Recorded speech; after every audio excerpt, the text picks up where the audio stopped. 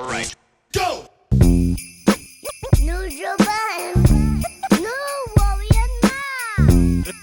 This part.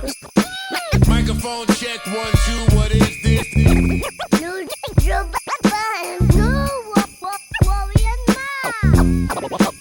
Parks on the board. Yes.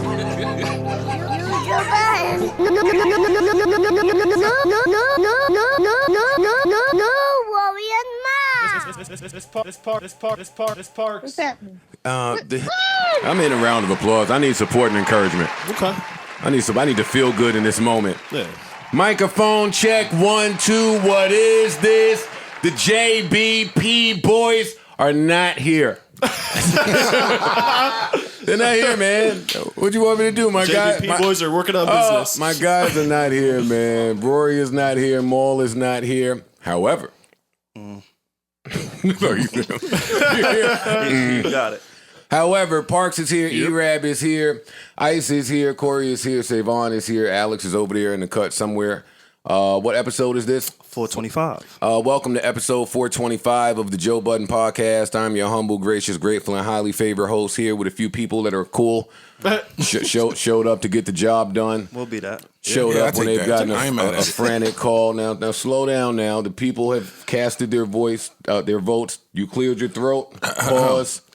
Not so many of your takes. That's not a Joe thing. The people decided it. That's what they did. Yes, the people decided You it can was... keep the good takes, just not the bad Yeah, takes. it was too much, so we're going to regain some order here, get this thing back to where it needs to be. I'm in Rory's seat where I've always wanted to be. Yeah.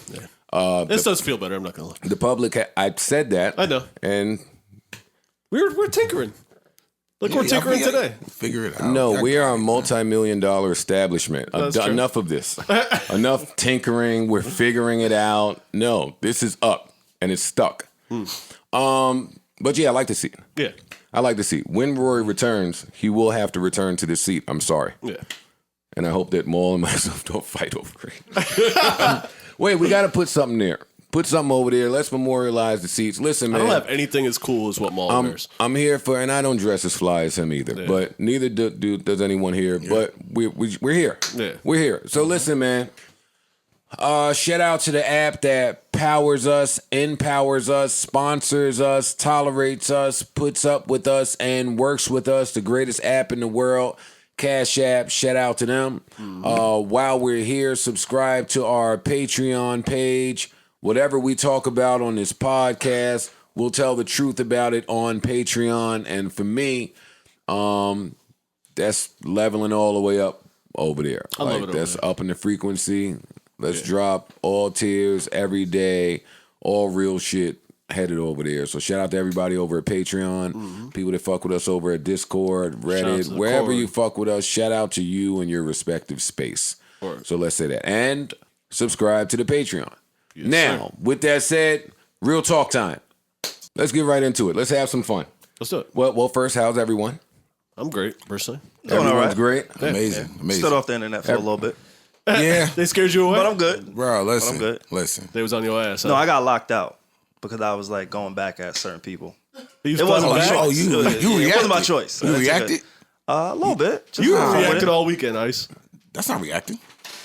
You're can't clapping back. You can't tag me and tag the Joe Budden pod page to complain because it goes to me. So it's like, the fuck are you doing there? Savon, you're not supposed to reply to anything that you have emotions about. I don't have emotions about it. I thought it was funny. It's trolling, Joe. See, Yeah, that's part why of the new age problem that exists. It's not trolling. You niggas is soft and sensitive. Because you tagged me twice. They think they're talking to See, you. trolling is just like one of the words that they know. They don't know mean. what trolling means. I'm watching. Yeah, that's I'm true. watching Trolling's got- Dateline, It's got a- Law and yeah, Order. yeah. That's not me that you're cursing out. And if it was, I wouldn't say nothing. I wouldn't say nothing. I don't care. Like, don't let these people. Don't let them live rent free. Don't let them live rent free. Listen, man. I don't know what happened. I don't know what happened in the world of hip hop. I don't know what's going on. I know Ray and Ghost went back and forth. I saw a little bit of that. That was awesome. We'll get into it.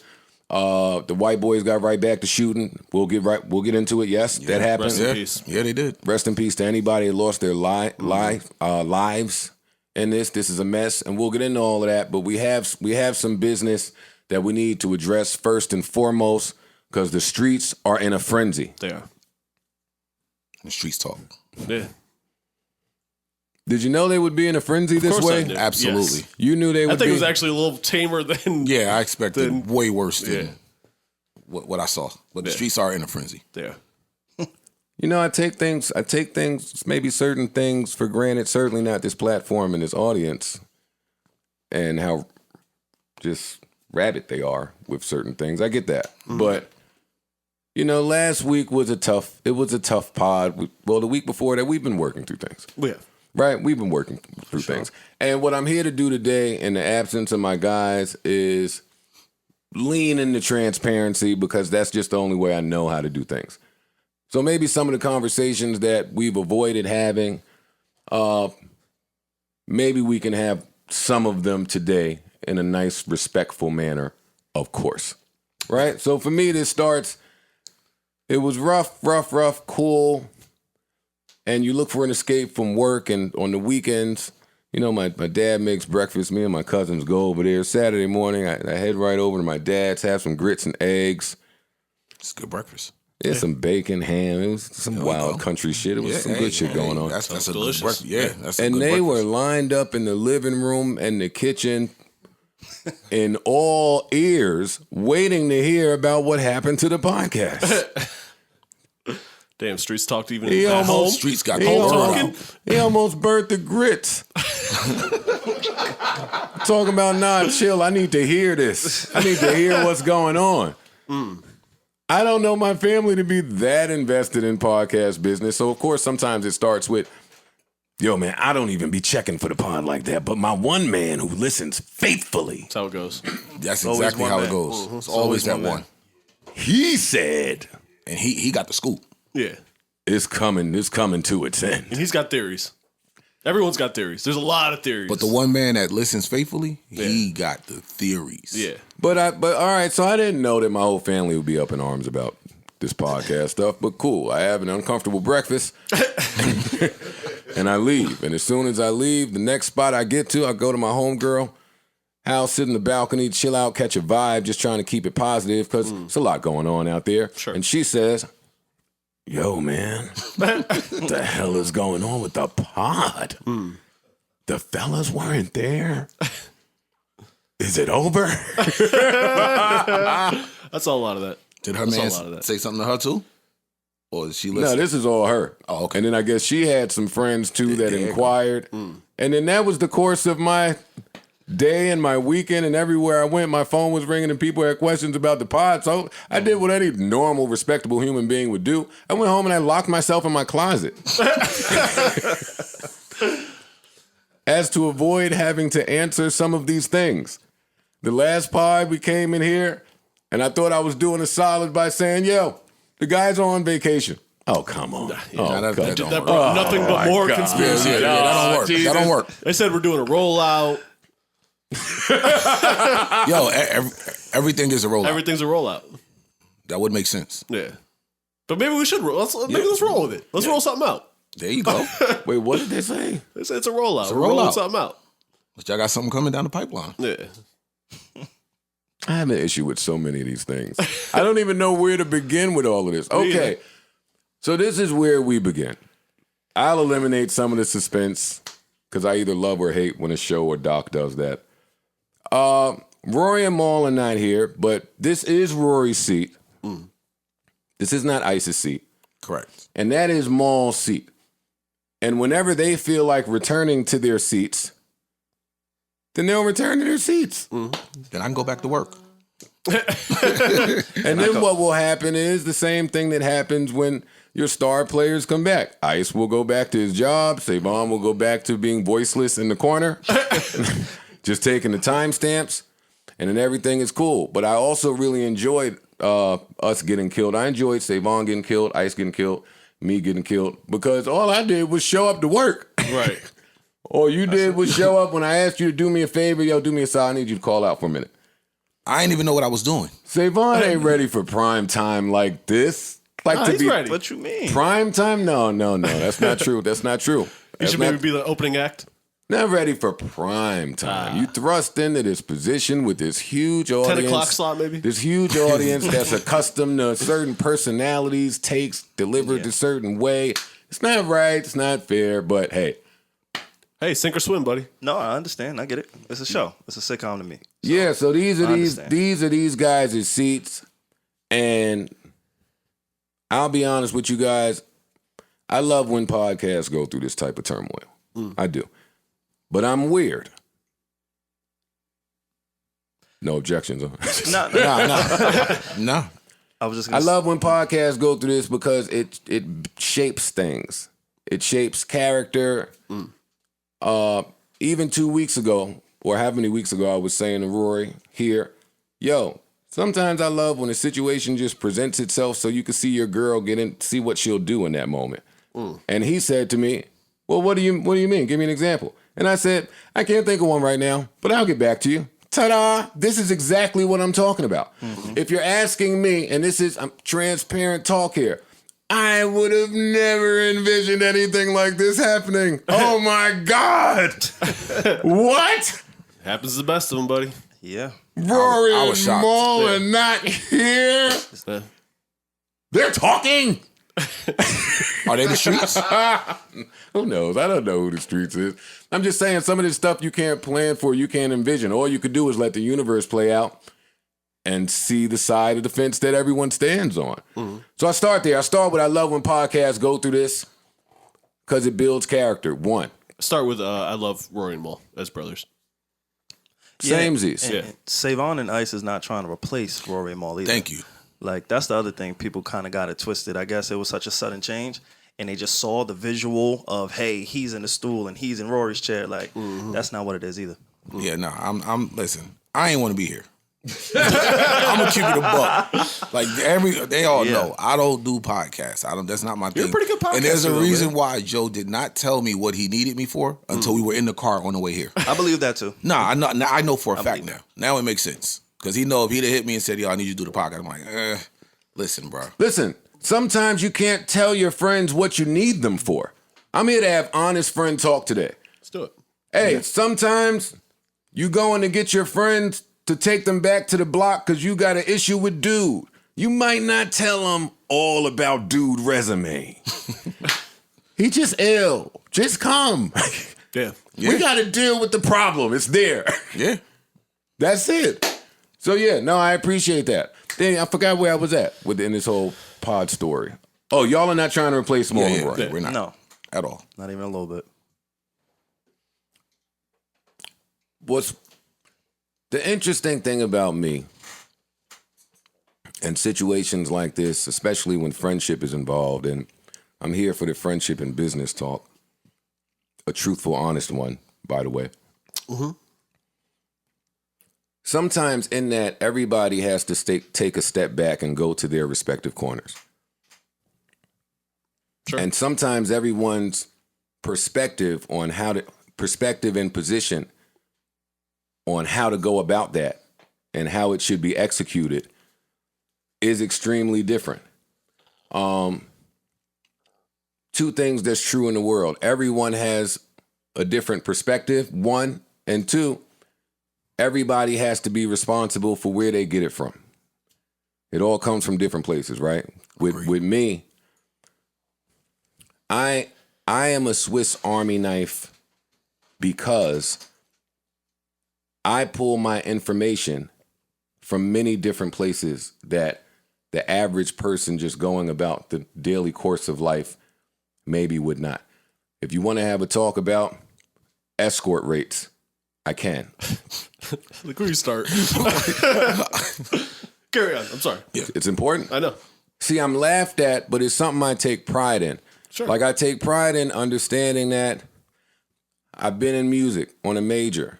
I've had video games I didn't get paid for. I've been part of a production company. I've had a hit single. I've had a label expect me to keep the lights on in the future. I've had people press me for a second album when I was running around spending all my money from the first album. I've had business accountants that have robbed me. I've had business accountants that have tried to rob me. I've been independent. I've been in TV. I've been, you name it. radio. I've been in radio. I've experienced that. I've been in a group. I've been by myself. I've tried to be a YouTube star at one point. Like, my information comes from just a plethora of places, right? So when Joe talks, I don't really expect too many people to understand where I'm pulling shit from. It don't make sense. Yesterday I went to try to buy some furniture. I was looking for some chairs and shit for this. Yeah, I mean, you know what I was doing. Yeah. And I was getting in the car with Ian and Keeb. Gave So the day off, right? Keeb's getting in the driver's seat. They both say, hey, where do you want to go? Where do you want to sit? I say, I'll take the back. Don't worry, I don't have a gun on me. They did what you just did. Yeah. They both laughed. And I laughed too. I'm just laughing because we just had that conversation I last just month. asked them when we got in the I car. laughed too. For totally different reasons. They laughed because that's laughable. Of course you don't have a gun in the car, Joe. I laughed because I've been in that very situation where I was in a contract, right, with someone who said, where do you want to sit? You sit in the front. Don't worry. I don't have a gun on me. And there was somebody that might have had a gun on him. That's why I laughed. Our perspectives come just from different places, man. Sure. I agree with that. Just from different places. Let me address some of the fans' concerns. And let me speak for myself, right? Because what I'm learning as I go about this podcast network business is as I continue to ascend and as we continue to ascend, as Savon has expressed to me on different occasions, it's harder for people to talk to me. Could be. No, it's not could be. Stop with this. Stop with this trolling. Could be. No. I deal in certainty and facts. It's not could be. People are having a difficult time speaking to Joe about things. That's my reality, no one else's. And that doesn't mean anything until it does. Until you start hearing whispers in the street. Until you start hearing rumors from places that shouldn't have any rumors. And even that don't mean nothing if you don't put any stock into those type of things, because I don't. But that don't mean that other people are not. We all got eyes and ears. Well, just that fast, you've thrust me into a unique situation, which I sit because I have to understand everyone's perspective. But, damn, bro. Hard being the boss, huh? That sounds crazy. That sounds crazy. What? Because I'm not, this didn't start with visions of boss. Yeah. And y'all know me, so I don't run around saying things like that. I'm not, we in such a, I don't take this platform for granted, the audience for granted, the fact that the audience travels with us for granted. Like, I appreciate all of those things. That's what I appreciate the fact that this is with friends, or what we assume to be friends. I have experience going out there and trying to get true value for something, or going to work with some people that I didn't necessarily enjoy. Or going to work and have to kick and knock down doors to get information, and then taking that to confirm it or disprove it to see what's real and what's not. It's a constant PTSD that people have to deal with. Yeah. So that's not my position. My position is the opposite. My position is, because I'm a creator, I always understand the position. But you're the boss now. Things have changed for you. I'm sorry. And that's evolution, Joe. Yeah. That's It's a part good of thing. evolution. It's something that you're going to have to learn to deal with both internally and externally. Okay, that's great, but that's still not Joe's position. Joe's position is, boy, I know how shit feels. I know how it feels from every corner of the club. I know how it feels, and I'm not speaking about Maul and Rory specifically. Now we're just kind of talking. Yeah. Okay. But I know how it feels to not be searching for something and find something that you maybe didn't know existed. And like how to respond to that. People always call Joe a lunatic because I come on here and I look like a lunatic, because there's a lot of behind the scenes things that occur, and then I look fucking nuts. But I mean, when you get into the crux of it, when I screamed on Complex in here, I had a baby on the way. I had a kid coming. my thoughts were not just related to what was happening at work. It was, oh shit, I might have to piece this together. How am I piecing this together? How am I paying these bills? How am I buying diapers? How am I X, Y, Z? Like the way that I got to deduce might be different. It ain't just a work thing, right? Mm-hmm. So when you're feeling things, for me, you know what's a courtesy? You know what would be nice? For my employer to care, or not my employer, my place of work to care. When I had all of my issues with Complex, I was looking for them to care because I thought it was valuable. Mm-hmm. That's a courtesy that wasn't extended. They said, hey, you having a baby. Thank you for your time. Joe's out of here. I was home surprised. That was a courtesy that just wasn't extended. Cool. Spotify. You come in here, you beef with them. They got what their people put a little press clip out. Mm-hmm. That said, hey, man, we offered them something significant. It didn't work out, man. Wish you the best. Thanks for your time. Because it's just business to them. That's how it goes. So that's my reaction when I see the fans attempt to split up something that was built so carefully over the years. Mm-hmm. Right? There's a Parks Hive. Mm-hmm. Yeah. There's a Rory Hive. Mm-hmm. There's a Mall Hive. Mm-hmm. There might be a tiny Savon Hive. I think there's Alex Hive too. I got a little something. There's hives around, and you don't want to cause confusion and division amongst the hives even with shit. Mm-hmm. So I mean, the best thing you could do is what I wished would have been granted for me when I was going through it, is to just give time. Mm-hmm. Give everybody time to chill, get back to their respective corners, figure out what they want to do, how they want to go about doing it. But truth be told, and I said this in many of Joe verses, none of us are slaves to the audience. None of us owe anybody else anything. No one owes anybody anything. Like, everybody has a choice in different matters. And some of us have to be responsible for that. Back to my unique position. Let me tell you a little bit about my guys who I love and I miss a little bit. And I felt safe saying this about Maul before I spoke to Maul, and I did speak to Maul. Mm-hmm. Maul doesn't give a fuck about podcasting. Like, is that a shock to anybody? Maul's not a podcaster. He doesn't care about podcasting. He doesn't care about any of this shit that comes along with podcasting. Maul is a man of principle. Yeah, that part's fair. I don't know if I would say he doesn't care about podcasts. I think he cares about this podcast. For sure. Well, he devoted his time to it. Yeah, maybe not podcasting as a whole. The landscape of the business. Yeah. But he cares about this podcast for sure. And what comes with it. Let me tell you something. That much is for sure. Now, let's get back into uncomfortable conversations. Okay. People thought I was nuts when I wanted to leave Slaughterhouse. It's not that I didn't care about Slaughterhouse, or I didn't care about rap, or I didn't care about the group. Mm-hmm. I didn't care enough to stay around and continue to deal with some of the stuff that was going on. So that's what I mean when I say Maul don't care about podcasting. Okay. It's Maul's moral compass. It isn't the toughest to digest. It's, hey, is it fly or is it not? Simple as that. Yeah. Y'all been listening to Maul enough over the years to know that is his position, I would assume, especially the Maul High. Mm-hmm. So if Maul bump into something on this podcast that he think ain't fly, guess what? Hey, you can have that. I can't speak for Rory's position. I don't know. Even though I have spoke to Rory. You got to say this. They be ready to attack. Yeah. I can't speak for that. But as someone that's been on the other side of all of this, I feel him.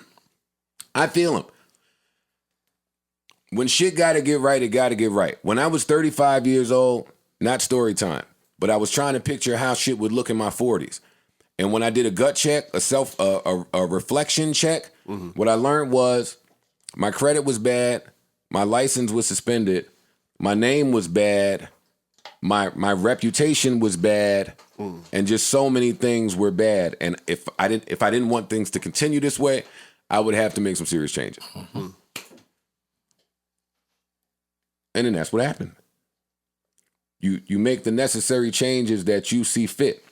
But even in friendship, back to friendship and business, in those relationships, you still got to do a check every few years to make sure you're getting what you need from the relationship. Yeah. That's with everything. Personal relationships, business relationships, friendships, family relationships. Yeah. Hey, sometimes you outgrow things. You outgrow people. Hey, maybe some of the things that I wanted and that was suitable for me a few years ago are no longer suitable. Mm-hmm. But whose job is it to share that? Yours. And everyone is entitled to that. I don't joke when I come on here at the end of the pod and say your life is a series of moments and moments pass. I'm not in here just saying things. No, that's real. This has been a beautiful moment. If anything, if the run is over, we made podcast history. Absolutely. Two times over. Yeah. For sure. Mm-hmm. That's something to celebrate. If the run is over. If you're asking me, I don't think the run is over. I don't think so either. I think everybody's going to get right. Yes. In the friendship, in the business. Mm-hmm. And then I think we all reconvene and come back here with some of the same information. These brothers are not here, so I can only speak for myself. What's been happening for me is I've been sitting here growing a resentment toward my friends. I've been taking some of the, it's a tremendous weight that comes with running the business and its bills, and you fighting companies and corporations and DSPs and talent. It's talent, personality management with this network shit. Mm-hmm. It's a lot. It's a lot going on. Yeah. And when you look to your friends for help, they can only really help you if they know what's going on. Mm-hmm. And it becomes difficult if a lot of your friends are in the pool, one pool or another, talent or business or whatever. It gets complicated. Because they have to protect their business self and be a good friend at the same time. How do you do that? I'll quote Rory on this, even though I don't necessarily take the same approach. Through lawyers and management, or third party in some manner, like mediation type of thing. Some type of mediation. Yeah. I've been doing business with you, Joe Budden, for a very long time. Whether it's podcasting, whether it's music, whether it's touring, which to me is a separate business. I don't come to you with business shit. Because we have to keep a good idea. Doing things. We have to do things. And you have professionals in place. I handle my own business, so I don't have a manager to handle that stuff, but I'm okay with that. I'm not saying that's the best option for everybody. For me, it has worked pretty well in my career. But other people should probably have someone else talk to you or someone else, your professionals. But I want to broaden this. That's in any field. That's not here. Yeah. In any field, you should have your people that you trust, that protect you, that are invested in you. Y'all should think tank. Yeah. Y'all should plan. Y'all should figure out different ways to strategize and execute things, right? That's not just specific to here. It's more specific to entertainment, business in It's general. tougher in podcasting parks, I would believe, because podcasting is such a new thing. That too. It's such a new business. It's such a new phenomenon, and we're still at the precipice of it. I think there's probably still professionals, lawyers, managers, or whatever that say, what? You get paid to sit around and talk? Like, I don't really understand this. Well, yeah, that's the thing. Is it intellectual property? What is it? Well, and that's back to my unique position. Today, listen, I told dudes in 2021, I was going hard because I'm taking out everything 2020 did to us. I'm taking it out on 2021. So it's a good approach. I'm going all the way hard, right? In that, one, I can no longer assume that everything is known amongst everyone. And two, I keep finding myself in a position that I'm educating people on things that they may not be educated about. And they're using those things against me at some point in the future. Okay. Not saying Rory and Maul. Please don't speculate. Those are my guys. We've opened this up. Yeah. But period. So now when you make the Republican Joe jokes, well, yeah, it's kind of funny and it's appropriate because, now I got to understand the other side of the coin. Yeah. But I bumped into that. That was a mistake. I'm being clear with y'all because my dad always told me you could play the hand upside down. It's going to play the same way. You can see the cards. My plan is the same. You try to stop it now. And that's my problem. I kind of have somewhat of an understanding of the corporation's position when Joe starts acting like a lunatic. Mm-hmm. And that's got to be hard. It's got to be hard. As someone who has been against the machine the whole time to now be the machine. Right. It ain't. It's so much easier because I've been on the other side. Yo, that's Maul's seat and that's Rory's seat. Whenever it pass, that's still their seat. Whenever it work out, Yeah. whenever the feelings, because they're fickle, go by and you kick it. Feelings are fickle. They're not fickle. No, feelings are fickle. I know. I just wanted to clarify. Feelings are fickle. So when they go by, these seats will be here. Yeah. It's not for me to go call Star and put him there and call Wayno and put him there and fucking call anybody else and put him there. Yeah. It's shit that's going on. Yeah. I get it. You're extending, like you said, when you were going through the issues with Complex, how they were like, all right, fuck it, Joe out of here. You're not saying that. I would never say that. No, I know you wouldn't. I'm talking about for the listeners. Yeah, you can never say that. You're saying that, listen, whatever's happening is happening, but when this blows over, these seats are right here. They ain't going nowhere. Yeah, you gotta say that. But does it come with some caution because you've been that guy? Mm-hmm. Like, all that's at risk and all that's at stake when these things occur? Yeah, but it's your job to balance it. I called you. Now it is. I called you. I called Savon. I called Rory. I called Maul. I called everybody I think I needed to call. Mm-hmm. But it's a real simple fight. Listen, I don't even want to scare the audience. It's a real simple fight. There's nothing going on. There's not even a fight. Not really. I spoke to both of these guys. It's not a money thing. It's a miscommunication. It can't be a money thing. It's too much money to go around. Correct. Miscommunication. It's too much money to go around and never be a money thing. It won't never be that with me. Mm-hmm. Right. It's pure miscommunication, misunderstanding, lack of information to gain a proper understanding. And it's PTSD and paranoia as it relates to, we've all heard the horror stories of fucking business from your mouth directly, if nowhere else. So people have fears that there's shit happening maybe, or unclear if there's shit happening. Mm-hmm. I wouldn't be able to sleep at night if I turned into that guy. I know. And I would hope that I have people around me that if for some strange reason I started turning into that guy, they would check me. Yeah, we would. For anybody that's confused, Absolutely. That's why Corey is with me. Yeah. I don't talk to him. We don't speak. Yeah. He managed me, we didn't speak. Uh-huh. We lived together, we didn't speak. Today we speak a lot more, but that's uncomfortable for him. Hey.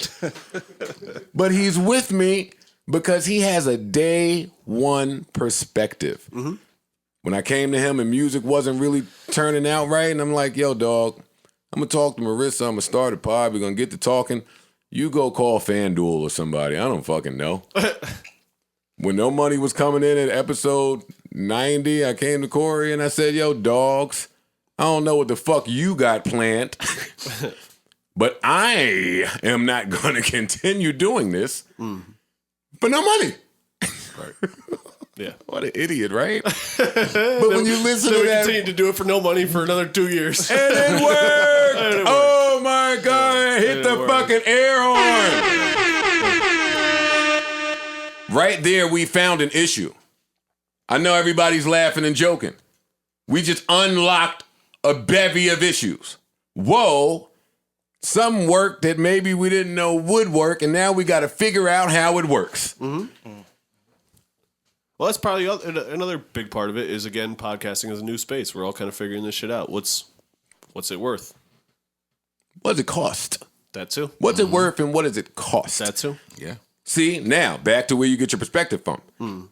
Again, I've been the guy Listen, Corey booked a whole tour one time, right? Mm-hmm. Hated Corey. Corey booked a whole tour one time. And I asked him to only show me the final number of what we would make after the 13 shows, 14 shows. And he showed me the number. Mm. And it looked low to me still. Now, I didn't do the gut check at the time that my profile may have been lower than ever. Mm-hmm. And my label's participation may have been lower than ever. Mm. But this is the number and this is the tour. Mm. You know what I did? I went behind this nigga's back and called every manager I know.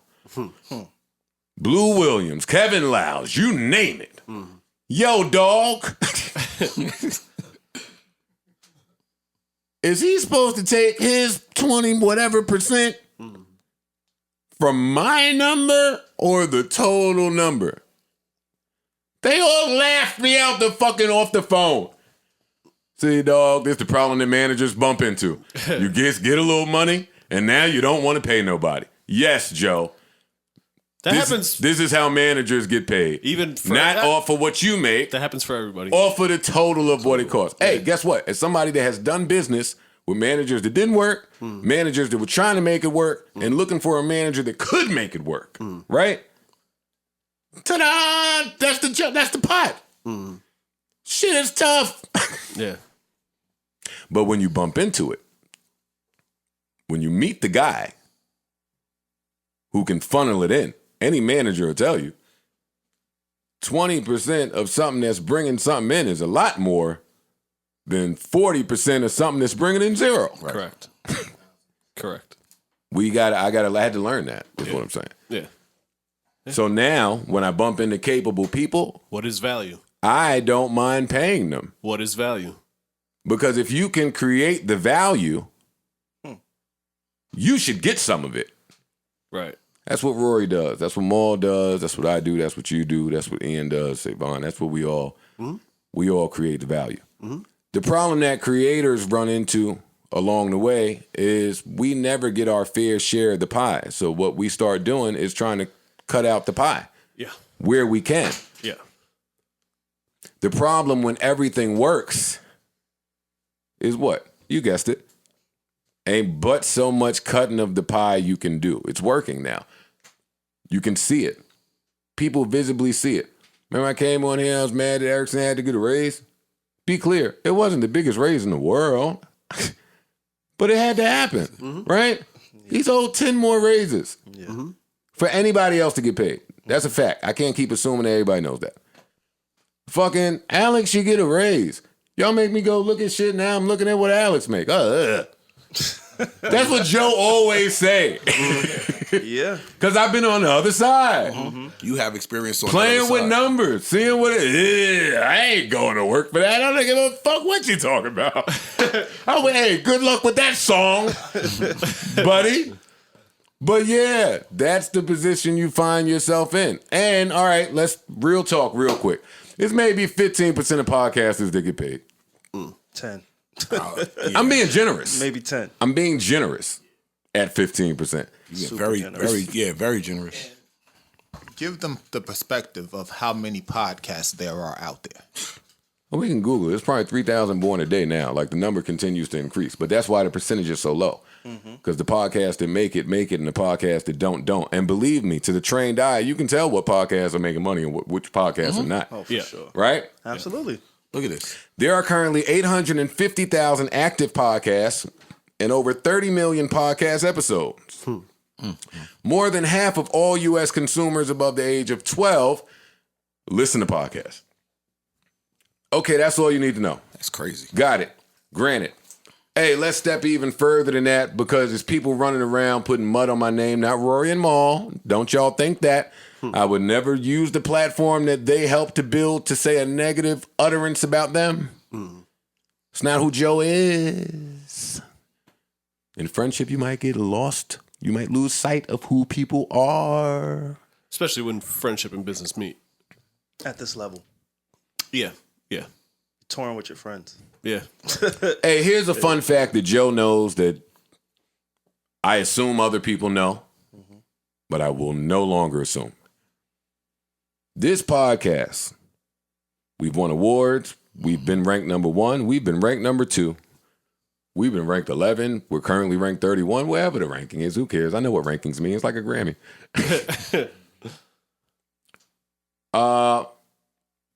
This podcast holds 4 expensive seats. No, think about it. Just chill out. Just chill out. Let the room breathe. Let the room breathe. Let it breathe. Let it breathe. Get some air. Pour a drink. Do with that what you want. I can't be responsible for how everyone disseminates that, processes that information. Are you kidding me? A show that holds 4 people to take up the NBC would never. They wouldn't. The talk, the view, the real, the this, the that, the third. Shit. We got the bag for one person only. That's a lot of shit. Yeah. For 4 people. I like it like that. I can't lessen anybody's contribution. That's 4 people to make the job or should make the job that much easier. And now we got to add Erickson. Now we got to add Savon. Now we got to add Alex. Now we got to add digital media people, digital marketing. You got to add lawyers. You got to add accountants. Got to add the touring people. Insurance. Got to add the insurance, the server costs because our sound is so pristine because you refuse to compress the shit so that we pay less money. Like those things. Those simple questions like, oh, why that shit sounds so good? Joe know. It costs. You know what it costs. Joe knows exactly why that sounds so good. And I know why they're not doing it. I've spent a lot of money Who on the gear. fuck would want to carry that cost? I would never. But that's where creators always need help. We create things out of nothing, but we always need somebody that will come and help us build a business out of it. Johnny and I had that discussion years ago, right? When he came up with this new way to package dog food. It was brilliant and genius and something that I thought should have been handled long ago, just in thought, right? He couldn't get it off the ground. Damn. It was the best idea in the world. He couldn't get it off the ground. And then he came to me and said, well, who's more valuable? The person that creates the idea or the person that can get it off the ground? And I said, That's hey. Yeah. Now you got to talk, buddy. Man, I'm I right. read an article about influencers getting underpaid based on race for the most part. Oh, it's bad. It's bad. It's bad. But, the men and women that are creating the dance are often people of color, and then the people that are disseminating the dance and making it pop are white people that are getting paid 1 billion times more, which is completely fucked up and unfair. I was talking to somebody about 2 weeks ago about the MLC.com. Not hip. Yeah, I'm not sure about that one. MLC.com, right? And I'm freestyling here. The hell is this? That's not It it. ain't might not that. be It ain't that. I'll find out what it is. So don't quote me. But whatever this is I'm talking about is a company that focuses on all of the streaming revenue that does not count towards artist contracts. Yeah, no, exactly. It's I think it is mechanical licensing. Yeah. Yeah, that's it. The second one. That's it right there. Mechanical Licensing Collective. Yep. So, to the contracts that streaming had nothing to do with that have been collecting royalties and payments on streaming, and for all of the artists worldwide who have never audited, that money is too much and it's just sitting somewhere. Yeah. And it's too much to even be accounted for. So, now there's this where you can start to get into some of those things and they divvy it up. If you're owed a check somewhere, they get it to you. I could probably make a phone call right now. Mechanical licensing is one of the I can't remember the other example. There's only a few examples of jobs that are actually like in the fucking it's by law you have to get paid. Mechanical licenses is one of them. And it's a guaranteed payment regardless of what the record sells. You got to give me my 0.9%. Off of what though? Like off of what number would it be? Do some research because I'm not going to remember anything. Okay, and I don't want to got it. disseminate All right, bad yeah, I want to information. jump off topic. It don't, Look into mechanical it don't myself. matter. The long and short of it is all of the money that should be allocated somewhere that artists are not claiming is sitting in a fund somewhere, just growing and collecting interest and not being paid out to anybody. That's what's happening, right? Joe's belief is that the industry probably has a class action lawsuit headed their way in the next 10 years. They should. 1,000%. People like me and Parks are going to get together and say, wait a minute, I put out 30 albums.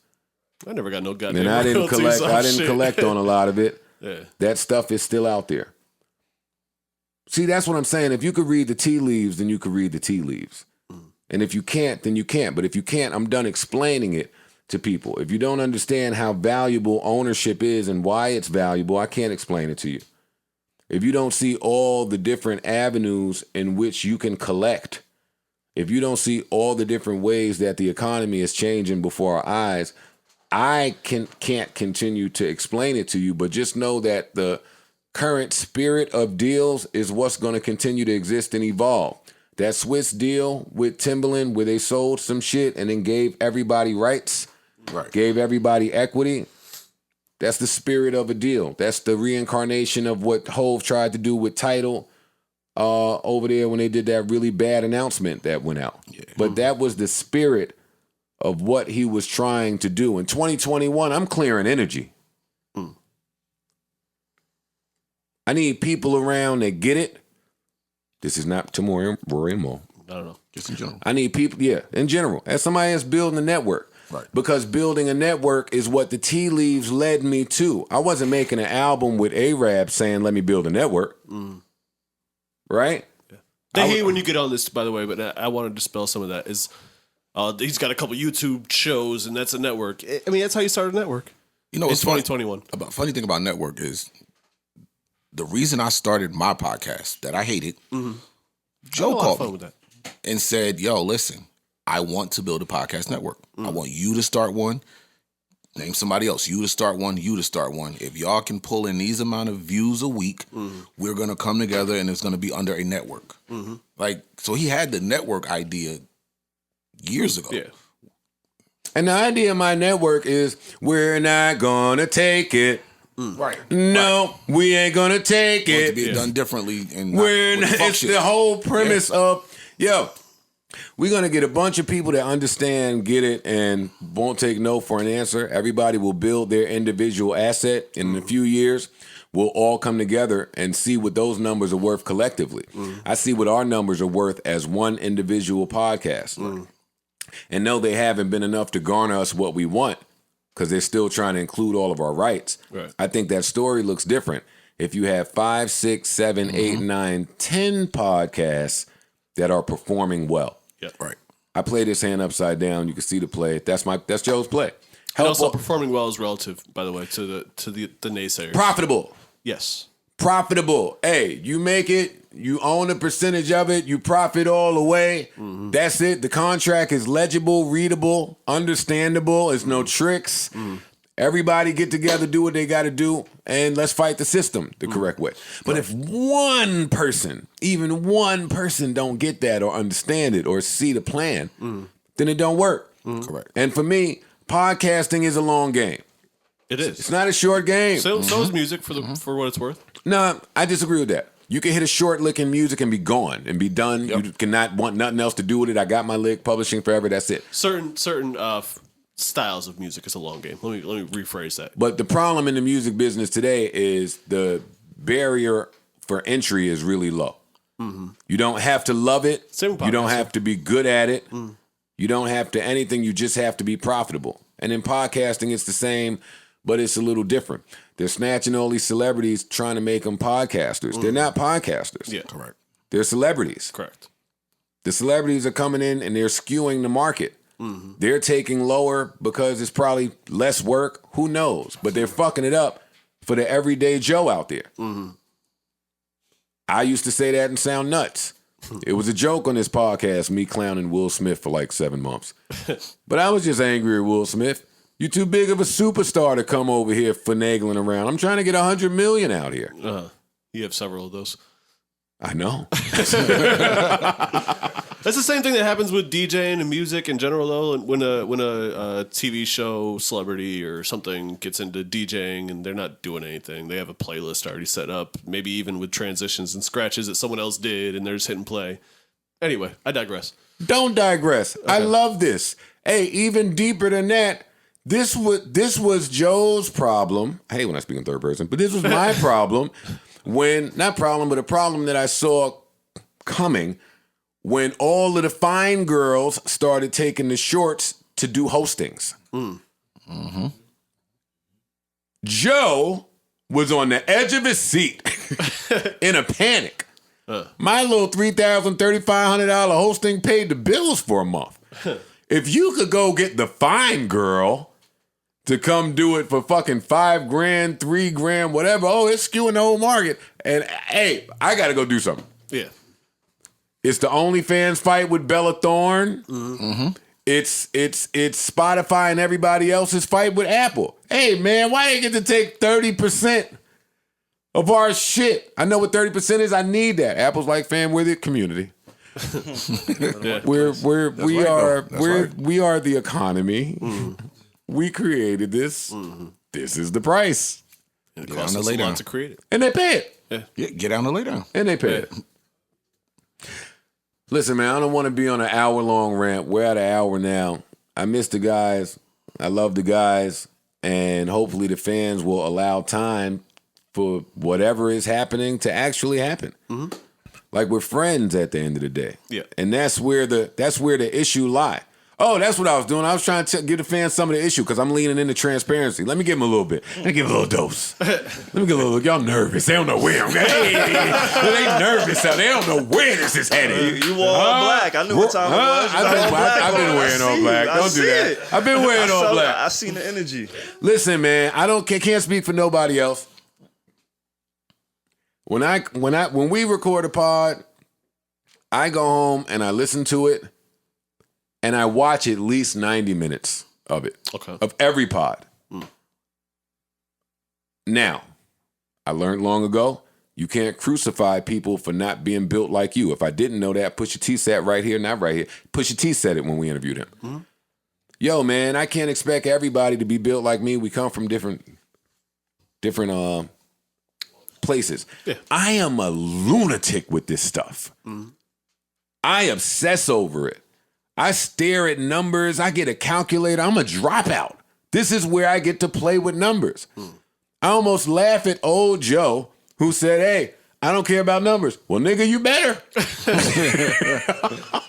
Numbers man right here. Hey, by the time I was saying I don't care about numbers, the artists were using advanced analytics to figure out the cities they should tour in. Yeah. Right. Yeah. Based off the numbers. Know what I was doing? Yo, they fuck with me in Connecticut.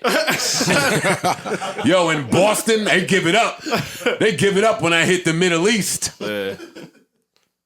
Virginia should come out. Ooh, Virginia Beach. These new niggas run around with math and science. Yeah, meanwhile, Milwaukee was just waiting for us. Oh, going Pittsburgh. Never showing up.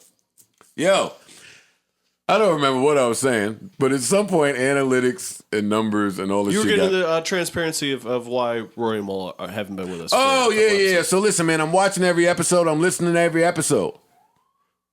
For the past 6 weeks, I gotta be honest, it's been rough. Hey, and it may have been rough even before that, but this is only my brain. They're not here, so it's been hard, There's been tension. You speak to it, Dan. What the fuck I keep talking for? You've been here. Visible and audible tension. That we play around a lot. We joke on each other. We clown you being depressed music and all that kind of shit. But behind that may have been some serious shit. I gotta make a face because I love documentation. 2 years ago when I said a joke ain't a joke if we never get serious, that's the fuck I was talking about. That words have meaning and power. Sure. Energy. Yeah, it travels. If we gonna do that in here, it transfers. Hey guys, this outfit has grown way bigger than sit here and joke on Joe. Well, we still got to cut some jokes on you. Sorry, you have to. You earned that. You cut jokes on us, man. You're missing it. I know what you're saying. Let's keep it all the way 100 though. at some point, you saying 6 weeks ago or 2-3 months ago, the fans started to notice. They did. Come on, man. Come on. Yeah. And we coming in here with LARP. I learned that word on some that phrase on some doc I watched. LARP. We coming in here with live action role play. Aha, that was it the QAnon doc? Yes. I learned that one too. It was the QAnon doc. Nerds. It was the nerds. You didn't watch the QAnon doc? No, I didn't watch the QAnon. Those racist fucks, they hate us. I don't even know what the fuck QAnon is. They're going to kill you. They're going to eradicate us. For not knowing who But QAnon I'm watching that, and I heard that term. Yeah. Live LARP. action role play. And I said, ding. That's your bag. That's what... No, it's not my bag. You move that mic away from me.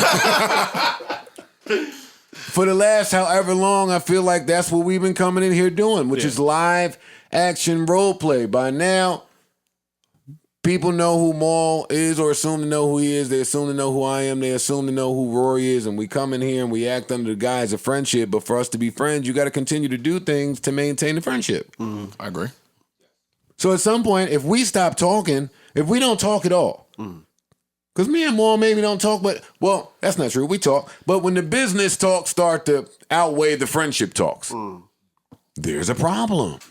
Yeah. And that's where we've been for the last, because it's successful. Everyone's busy. Everyone's busy. You go about your life. You doing shit. You get into your interests and your passions. And you want to get away from work, you know. Yeah, but when your friends become work. No doubt. It's Now. Yeah, this, I mean, I can't speak for y'all, but this, I wouldn't see this as work. a lot of people don't. But and again, I understand. I don't sit in this seat often. So. But it is. Yeah. But it is. I looked Rory in the eye and I said, yo, and this has nothing to do with podcasting. I said, yo, I have no idea what's going on with you in your house, your relationship status. I don't know anything that's going on in your life. And he said, well, why do you have to? I show up, I do my job, I perform, and I go. I understand that. I get that if we coworkers. But no. I understand that if we But coworkers. no. It's a fine line that we tried here. But no. Yeah. I need to know what the fuck is going on with Parks so I know how to handle Parks. So I know how to treat Parks. So I know how to view him. And so I know how to covet and protect him as a friend. Not to put me in a position where I'm coming in here and I got to tiptoe around Parks, who may or may not be a ticking fucking time bomb. 3 years ago, we all sat here and gave our assessment on who was a serial killer in the profile and who was not. And y'all heard me. I said Rory's a serial killer. I said in my assessment and my profile, I have Rory as the one who will shoot any of us in the head if his day gets a little bit too disgruntled. You got to handle your friends with care. You got to have some type of profile on your people so you know what's going on with them. That can't get lost in the fact that we come here and show up and talk twice a week. Yeah. It can't. I'm sorry. At some point, we got to get to the friendship because that's where the business spawned from. And it can't ever get reversed. It can't ever get to we're friends because there's business. And speaking from my perspective only, and like I told Maul, I've made some mistakes. I'm not perfect. But when I see that happening, I intervene. I can't allow it. I got to get on top of that. So when 6 weeks in a row happened of Rory challenging me to a fight and his hands, and me not being so comfortable in that because I don't necessarily play like that and I'm listening back. And to me, I'm being expressive saying, yo, man, I don't play like that with my friends. And on the playback, I hear him say, yeah, but what if we not friends? Whoa, I got to take a look at that. That's for Joe to pause. That ain't for me to think that we in podcast, showy, chucky, ka, kiki, ka, game time. What if we not friends? Excuse me? Just got to lean back. Just got to lean back. When that happens for however many weeks, at some point you got to intervene and say, all right, maybe something deeper is going on. Maybe there's a reason that he feel we not friends, or maybe there's a reason that he wants to fight, or maybe and this is just on a surface level here. right? But when you notice that and you attempt to address it, things could get crazy. I attempted to address it, man. I hit Rory and say, yo, dog, do me a favor, take a couple pods off. Chill out. Sit on the side, get yourself together, gather your thoughts, confer with your people. Just chill. I'm hearing rumblings. People might be tired, burnt out, don't get the vision, don't understand. I don't know. But whatever it is, sit down for a little bit, get yourself together, reconvene, see if this is what you want to do. I thought that was a good thing to do for a multitude of reasons. And I think Rory felt like that was a good idea too. I'm not speaking for him; he's not here, but I think he liked that idea. I feel like he expressed. He maybe didn't know why, being okay with it, all the reasons it was happening. But I think he watched. Rory, if I'm speaking. You are bad, Rory, but I think Rory watched it and he was a little perturbed with some things he saw too. But that's not the end of the problem when you're in the business of managing personalities. Because now when I see Maul, a man of principle, a man of honor. Maul's question is an honorable one. Yo, dog, what makes you think that you can tell Rory to not come in the fucking pod for a little bit? Why are you the person that can tell Rory to sit home? That's the talk me and Maul had. And I gotta be honest, it didn't go to greatness. It did not. It did not. It did not. Didn't go. Yeah, I could have told. You have a really good tendency of seeing an open wound and don't do that. Throwing an entire can of salt on it. Out of defense, no, that's Joe. That's Joe. I don't know if that happened. I'm not. It did. It did. I was there. I was there. Parts is out there. I was there. Joe has a tendency, I think it's a defense mechanism, but that's just what you do. You don't mince words. You say what you feel, and it might not be the best thing to say at that particular time. When you're dealing with people that you have relationships with. I disagree. But well, what do you agree with? What's your take on this? What's your stance on this? well, I know I have a fucked up viewpoint. It's true. So you should shut the fuck up. fucked But I want to hear it. But I want to hear I have it. a fucked up viewpoint, and Maul is somebody that I've been knowing for a very long time. We all have, yeah. And obviously, we know how Joe communicates. So I don't take any of it Me either. personal. I don't take any of it. But you can't tell with someone else to disrespect. not. But what I do know is that if we have over a decade-long relationship, business, friendship. Listen, me and Joe have had crazy conversations. I'm sure. So have me and Joe. Right. On air sometimes. Right. Me and We Joe have not had a crazy conversation. No, we had a editing conversation on air that. Yeah. Right. We did? Yeah, we did. It was on I don't even Patreon. remember. Patreon.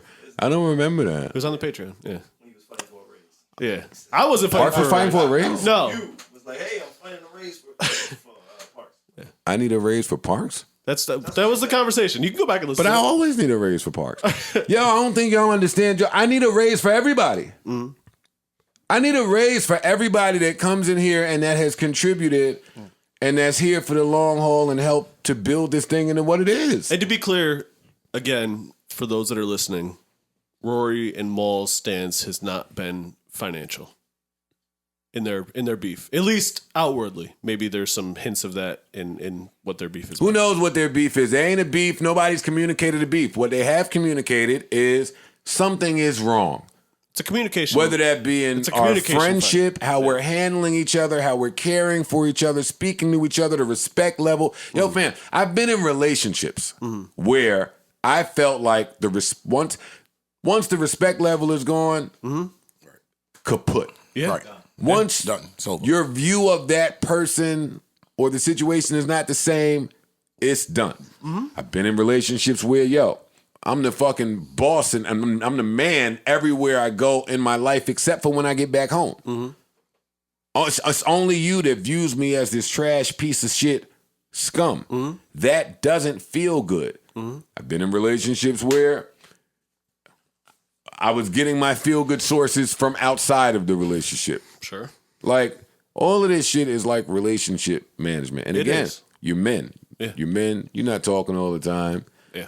Men are bad communicators. Men That's are a deeper, we're idiots, darker. man. Terrible. Yeah. We're terrible. We're idiots. And then we just go all the time. Yeah, we go. We haven't really had a moment to do anything, to really talk on that aspect, because the turnaround is so quick. That's true too. You know, we came off the tour, then we got hit with a pandemic, and now we're scrambling on how to give the best content from home.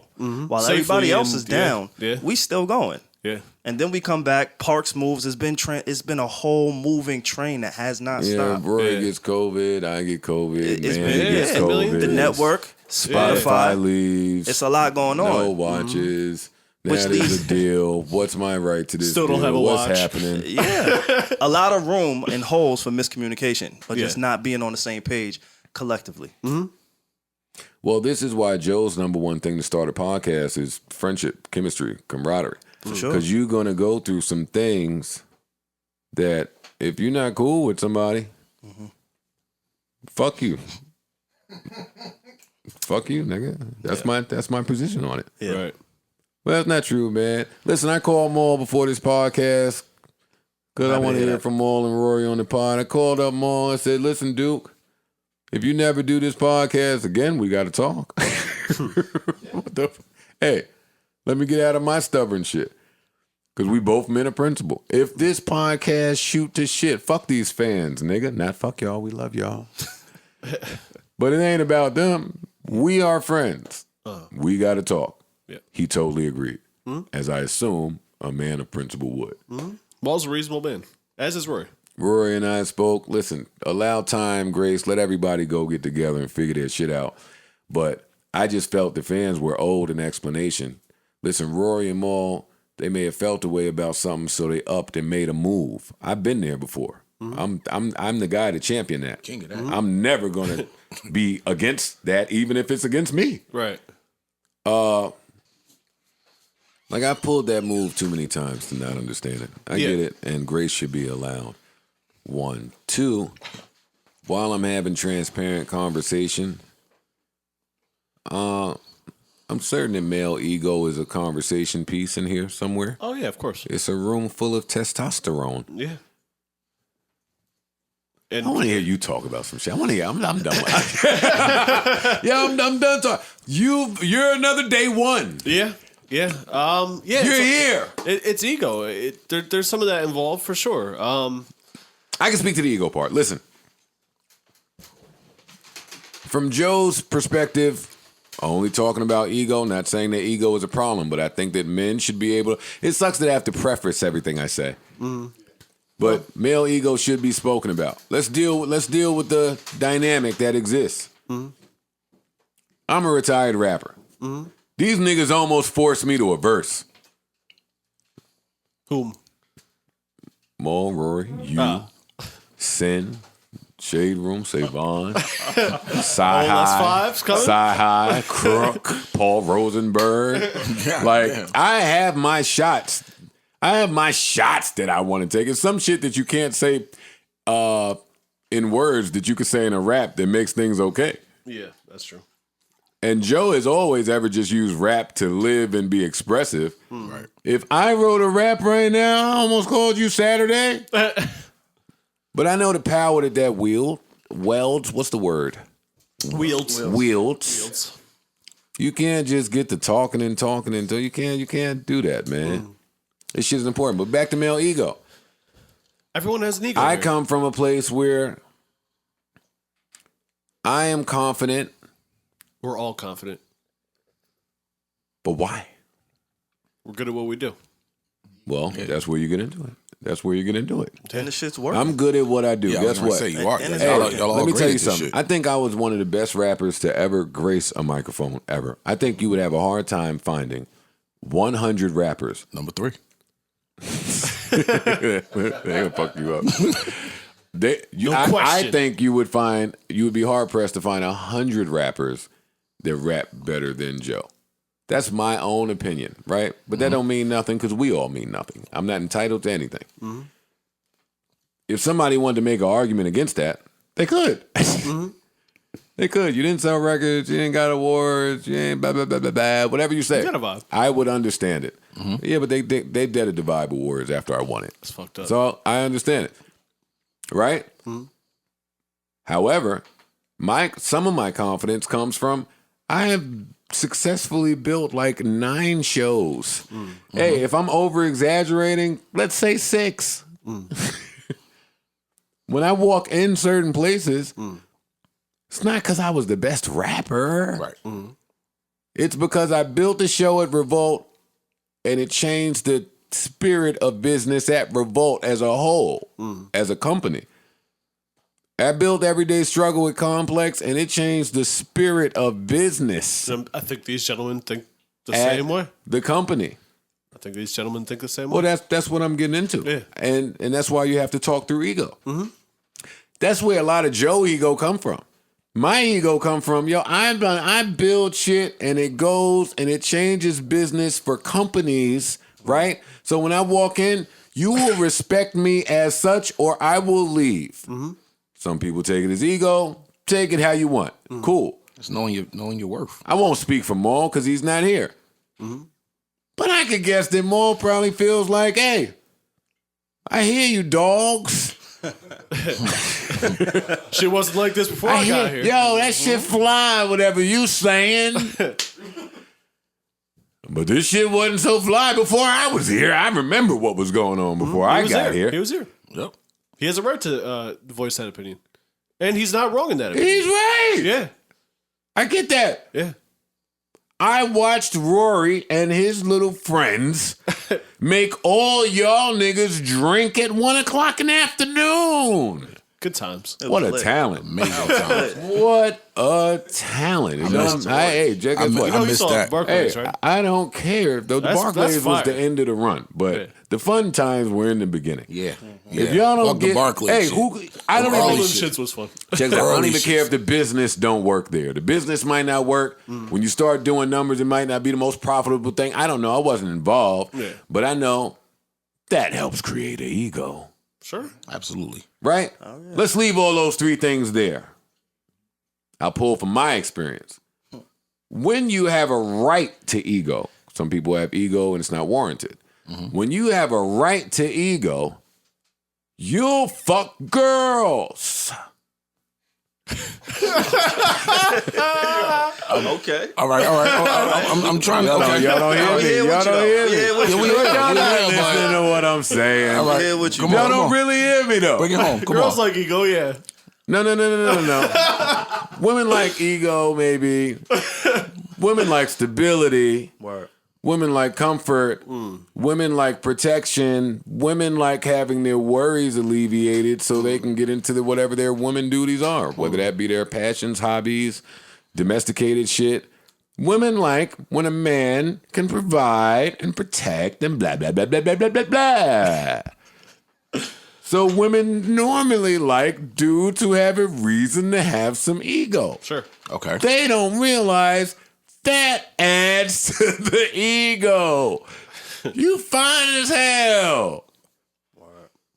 Helps. I assuming everyone is fucking bad bitches now.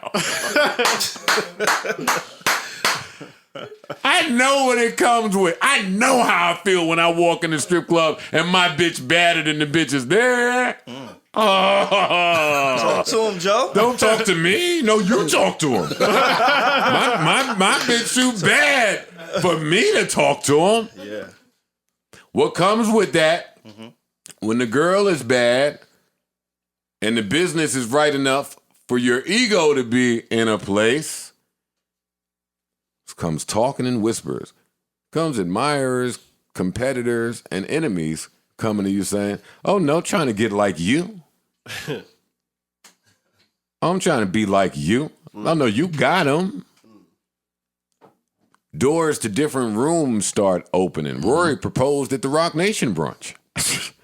I didn't. I proposed at the Beacon Theater somewhere, but even that is That's some kind of fly. I proposed at the Beacon Theater in Times Square. That's cute. I proposed at a Colombian restaurant in Elmhurst or something. Hey, But that was fly to me. It was fly to her, most importantly. I proposed when I didn't think it would work, when we had a season finale to film. I proposed when I thought it would work, and maybe it wouldn't have worked at all if I was really looking at things. Where do you get your perspective from? I've gone to court for child support. I've gone to court for allegations. I've gone to court as a defendant. I've gone to court as a prosecutor. I've gone to court for a civil suit. I've gone to court seeking civil remedies. I'm just saying. Yeah. On both sides. Yeah. Where do you pull your shit from? I understand, man. I understand. Is there anything that I'm missing in any of this ego stuff? You get money, you get girls, you get arrogant. Start to feel certain shit is beneath you. It's unacceptable now. Yeah. Things change. Friends change. Groups change. Clubs change. Sceneries change. Everything changes. Access changes. Everything changes. Yeah. Listen, if I'm just freestyling off the top of the head, I don't know that Maul and Rory don't know that fucking I'm not funding my whole network based off their blood, sweat, and tears. That's not something to get angry at. That's something to look at. That's something to assess. That's something to say, whoa, that's valid. I'm saying that as the guy who worked places and had to kick in doors to get some information about what was going on. Oh, shit, that's what's happening over there? Yeah, man, if I felt like somebody somewhere was funding a network off of my back and I'm not getting paid from the network, guess what, buddy? I'm coming in with an issue.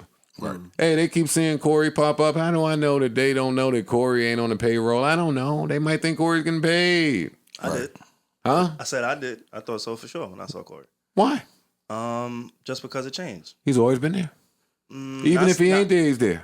Well, hey, Dill ain't here right now. He's still there. Like, it's people around. But that's where you start getting into the smack. It's the smack in the face of some things. Like, I know what's going on in the state of the country. I know what everyday Americans are going through trying to feed their families. I know the work that has to be put in to receive certain benefits and accolades. Shit, I know what these companies are asking for. When they offer all these millions, they're asking for rights, and Joe's always just fighting for rights. So, I mean, I have a clear understanding of what's going on. Everybody, in whatever their situation is, has to have a clear understanding of what's going on to lend their participation, right? Correct. Period. The end. Nothing more to be said about it. And that's where we land. I gave you 90 minutes of what's going on. Some of the more intricate details. Hopefully I didn't offend or disrespect anybody. They say that's a thing with me. I don't know. It didn't come across that way. I think you did pretty Hopefully not. Listen, transparent man. And all Joe is ever saying is, listen, I want to compete, number one. And I want to compete with my friends. I don't want to compete with people that's just willing to come in here because this is a multi-million-dollar business. Yeah. I've never been That's interested not fun. in doing music or anything otherwise with people that I don't fuck with. It's not fun. Why am I doing it? I don't do that for that. You celebrate with I don't do music because of anything. I do it because of the personal interaction with me and the people I work with. And the same with podcasting. Well, you celebrate with the people that were there when you never imagined things would be like this, right? And you celebrate with people that you have a like-minded goal in mind with, because you know all it takes to get to whatever that goal is. And this shit takes a lot, man. Like I told you all these last few weeks, I'm no longer coming in here trying to be number one. I'm trying to make sure everybody's okay. I'm trying to make sure everybody's profitable, valuable, and everybody has enough to feel good about what they're doing coming in here on a day-to-day. And so you understand it. Understand it. Don't just look at Joe and say he's a lunatic. Like, know what we up against. Know what we fighting. Know what they charging. Listen, I've been home all weekend saying, yo, man, do y'all think that I come in here and scream at the DSPs and YouTube and everybody else and that stuff don't come with a cost? It comes at a price. Maybe a price that others are not willing to bear. Or they're not aware of. Or they're not aware of. Yeah. But it comes at a price. It's a price that I willingly pay for. Like, I'm cool with that. I had to come out of my pocket to pay Spotify when we went on tour. Think about it for a minute. Parks, did you know that? We went on. I've been a little bit aware of that. Yeah. We went on $1 million tour. If you add dates, a multi-million-dollar tour. And because of whatever agreement existed, I had to pay a portion of it to Spotify because they thought that they played a part in why we were able to sell out tours. Even though you were selling out tours prior to Spotify. Yeah. Damn. That don't matter. Guess what? That's cold. That's the game. That's the game. The business game is wild. Listen, I've done Love and Hip Hop when my profile was all the way low and the business was bad. I've done Love and Hip Hop when my profile was all the way up and the business was great. In both instances, I went through some shit. When the business was bad and we wasn't getting paid, I couldn't believe that I was doing Burlington Coat Factory commercials. I didn't even know I could do that. Love and Hip Hop said, we have the rights to everything and we put you where we want. We own this. We'll repurpose it. Hey, when they started showing reunions every year, like embarrassing footage I was ashamed of, I was like, hey, man, stop that. And they said, no. They said, look at the contract. Yeah, we own all this. We have the can right put to whatever this. we want. We're putting it out every year like clockwork. People watch this shit. Hey, when my business was right and my profile was right, Love and Hip Hop called back like they've been calling back. Hey, we want you and your partner. I went to my partner. I said, yo, Love and Hip Hop want us for this number. I think it's pennies and I think we could do it ourselves and make money. Go get a deal. We TV, anywhere. My partner said, that's not so appealing to me. I don't want to do anything myself. That system exists. We could be inserted there and be paid immediately. Well, yeah, we could. But you're giving up But a lot. boy, does it come at a cost. Right. I can't be in a predicament where I'm explaining that to anybody. Yeah. Not my significant other, not my son's mothers, not my parents, Not the fans. not the fans, not my co-hosts, not my co-workers, not managers, not companies, not... If you go ask around, Joe drew a hard line out there. Hey, everybody want the podcast. Joe say no. Do your Googles. The word is out on how Joe give it up. It's a lot. It's a lot because I know what it takes for everybody involved to become millionaires 2 times, 3 times over. It's expensive. Hey, it's like that shit that Russ and a few other rappers, Brent Fires, few people put out, what $1 million looks like when you're a rapper. It's the very same thing. Do the math. $1 million, you take away X, you take away X, you take away X, you take away X, it turns into $400,000. Now you got to get a car and some jewelry and a better crib, and now you're left with $50,000. And now go Instagram. Make it look good. Well, we done in that. We're not in that business anymore. Yeah. We're not in Thank that. God. We're not in the business of making things look good for the people that don't mean anything to anything. I come in here, same watch. Hey, at the time that I fought for this watch and saved to buy this watch and had to get a proposal turned down to take the ring money and go get this watch, this was the watch I wanted. Right. This was the watch that I might have been wearing the fake of. This is the watch that cost $50,000, and how on earth would I ever get $50,000 to pay for a watch? Today, I can go buy any watch. But guess what? My brain is so different today. If anybody's looking to see where Joe's money is out there, it's in the streets. If you're searching and you're confused, if you think I'm broke, if you think I'm rich, what's he doing? What's going on? What's the plan? Every dime of mine, drug game, y'all, is back in the street. It's back in potting. The shit is expensive. Mandy, Bridget, fucking Karen, fucking Stock over here, Royce, whoever the fuck we talking to. Potting is expensive. No need for me to come in here with a bunch of jewelry on. Right. Right. The science behind it is same as drugs. Same as drugs. Let's put me back in the hood. Back in the hood, and I got the best drugs on the block. Flip it all. Nobody in this whole hood has better drugs than Joe. Well, what do you do when you get to the top of the food chain? Like, if I have the best drugs on the block and this is all the money that is bringing me, then what the fuck good does this do? I have to find a way to expand. That's right. You're reinvesting yourself to expand. That's why people get to stepping on drugs. Joe always look at, hey, when people are at the top of the food chain, what's happening? Just the way I'm sure podcasters are looking at us. They're at the top of the food chain. What's going on with them? When I spoke to M, we was on Slaughterhouse, I was miserable talking to him. He was at the top of the food chain. Let me get some information. And talking to him, that shit sounded miserable. I tell that story all the time. You sell all the records in the world. You're a hostage in your house. You can't go nowhere. It costs $10 million to travel. You don't know who to trust. You don't have people. You don't have bitches. You don't have nobody. Right. You can just rhyme words. I ain't working so hard to get to the top and that happen. No, that's not going like that. So listen, man, allow grace, allow space for our brothers who are not here, who will be here. Joe says maybe in a matter of a month. I think it'll take about a month for things to get right where they need to be. Joe looks for the blessing and the optimism in things. I think that when my brothers return, this thing will be better than it's ever been. Then I'm back to talking my shit, back to saying you podcasters have a problem. I'm back to all of that. But for right now, it's about preserving friendships, not preserving business, not preserving podcasts, not preserving audience. It's making sure the people that you built this thing with are okay. And that they have enough information and understanding enough respect from you to get some things to decide if they want to continue.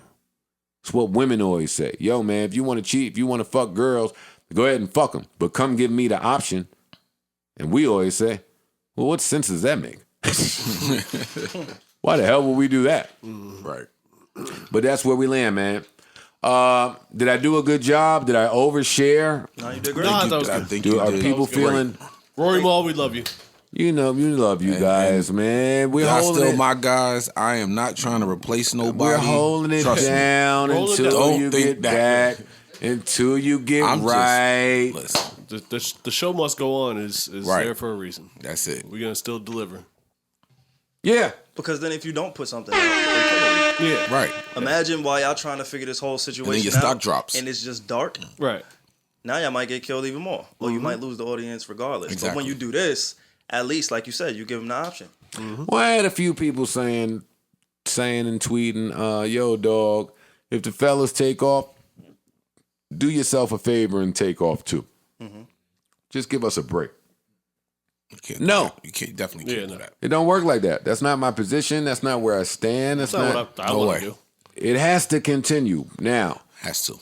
it will continue differently, and it will never be the same as when the guys were here, but that's what makes it magic. Or are here. You know. Yeah, God but willing. that's what makes it magic. They'll be back. Yeah. I think Yeah.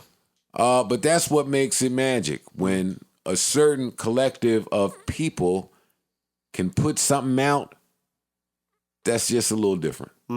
That's just a little different. So listen, as fans of the pod, some of y'all are day ones. Y'all don't have to bear with it being different until we allow our guys the time, grace, and space to get right, get their headspace right, so they can come back in here and do what they do. But until then, stop hitting me, asking me who the fuck Mo and Rory is. They chilling. It's none of your business. Go ask them where they at. They'll tell you, yo, we chilling. Everything is cool. Let us get it together. Yep. The end. What you think? You're going to be in business with somebody for 6-7 years and not go through this? That's it. Yeah, man. Everybody chill out, man. Got the squad nervous. Y'all nervous. The girls nervous.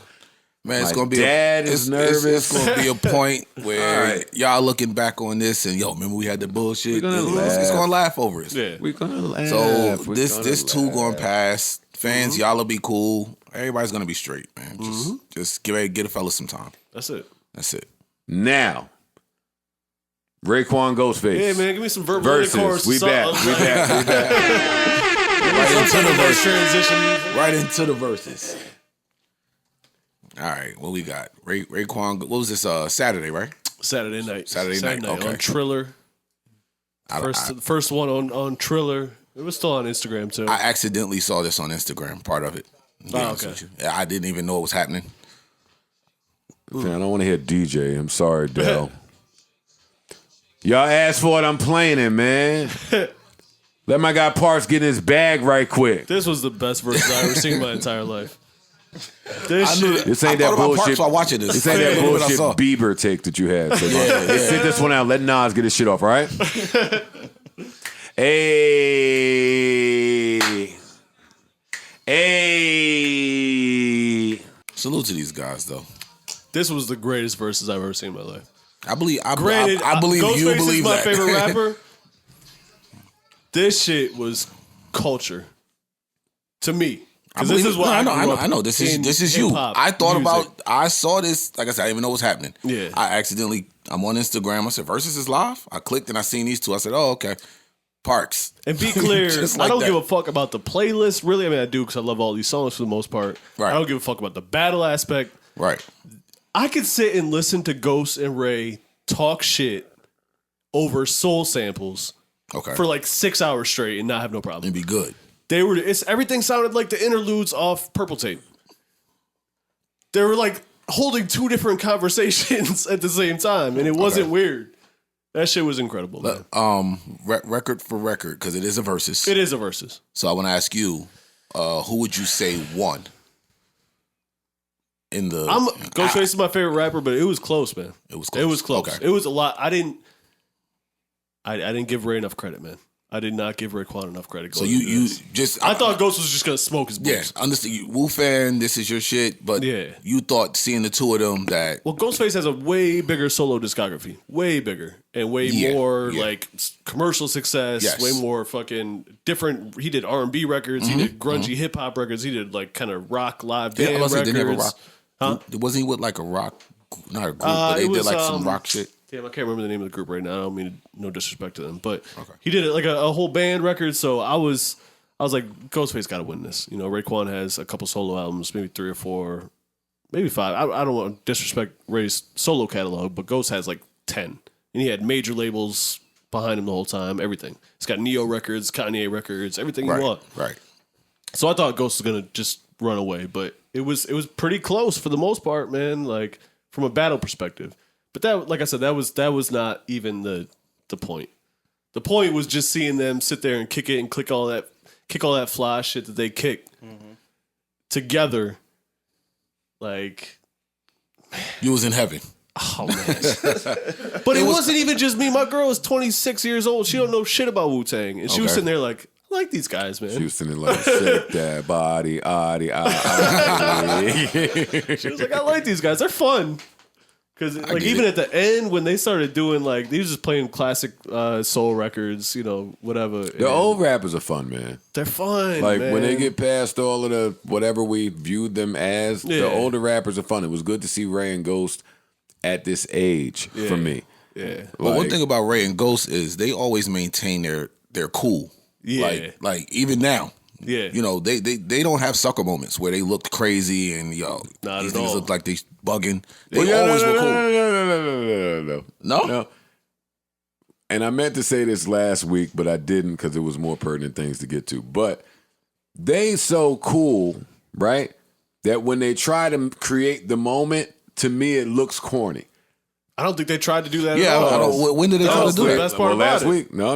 Last week. They the lead up, yeah, okay. That's fine. I'm not dissing them. That wasn't that. That was versus telling them to do some shit. For me, I know, but I'm an old dude, so it's hilarious. I know that's versus that told y'all to do that. Y'all are friends, but what it comes off is what it came off as, which was Ghost saying, yo, you know I'm bringing my sharpest knife for you. And then Ghost said, Ray said, I got something deadly for you when you do that. Like it was, but y'all love each other. But that's not, you can't do that. Nah, because listen, do that to them. That's their own. You were in, I liked it. You were in Slaughterhouse. I was there in those conversations. Was like, I'm going to take your head off on this shit. Like y'all did that shit. So when they were describing that part of the verses, they're like, yo, we had 9 MCs with us, plus other people. No. We were competitive the whole time. You're absolutely right. But back to your Slaughterhouse example. Yeah. If 30 years went by and then me and Royce got on the phone and did that, I would expect the new kids to laugh at us a little bit, or laugh. Look at these guys. I gotta disagree with that. I'm still coming to take your head off. I don't care that we fucking brothers. Yeah, we They can. love each other. Yeah. You never thought they were coming to take each other's heads off. But they were. No, they weren't. Yes, they were. Oh, please. Yes, they were. Oh, They're competitive. please. They're competitive. I mean, No, it wasn't. you know, I wasn't even scoring this versus. neither. What are you talking about? But then not. Oh, shut up. They were not competitive. They love each other. Nah, they were They're trying to take each brothers. other's You heads can't off. be competitive with your brother. Bring up that lineup again. Bring up that lineup. Because that'll show you the competitiveness. You can bring up whatever you want. When Ray said, before Ray played You play Incarcerated. special delivery, he comes right back with skewing on the Barbie. I'm trying to come right back at you. That's not, I'm going to give you this one because special delivery is a classic. Before Ray played Incarcerated Scarfaces, he said some shit like, all right, now I gotta destroy you with this one. He played Mighty Healthy, which is a fucking banger. Kanye sampled, mad people have sampled that record. Fucking Action Bronson got his whole style and the way he ad-libs from that record.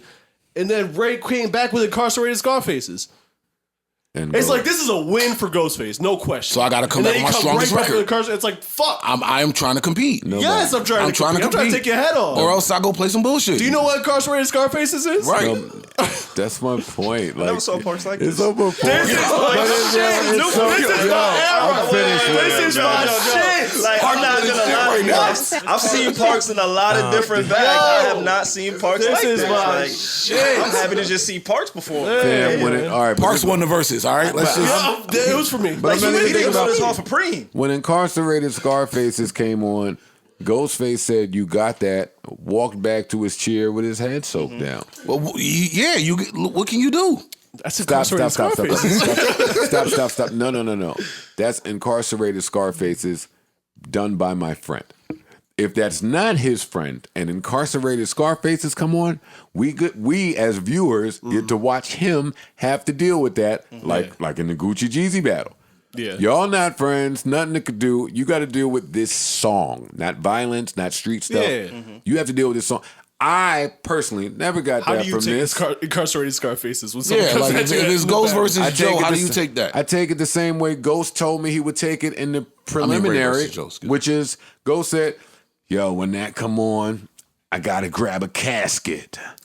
Like you get a body for that when that come on." They know what each other did. That's venom. Right. Yeah. But it was fun to watch. Yeah. It was fun to watch. What Parks? I'll ask you because you championing this thing. What did you Yeah. think of the viewership? I don't give a fuck. What was it? And I don't Low? know what the numbers are because I don't know that people are running. I saw people saying, "Yo, it's only 100,000 people in here." I don't know how many people run to the Instagram to watch that shit where you actually see the number.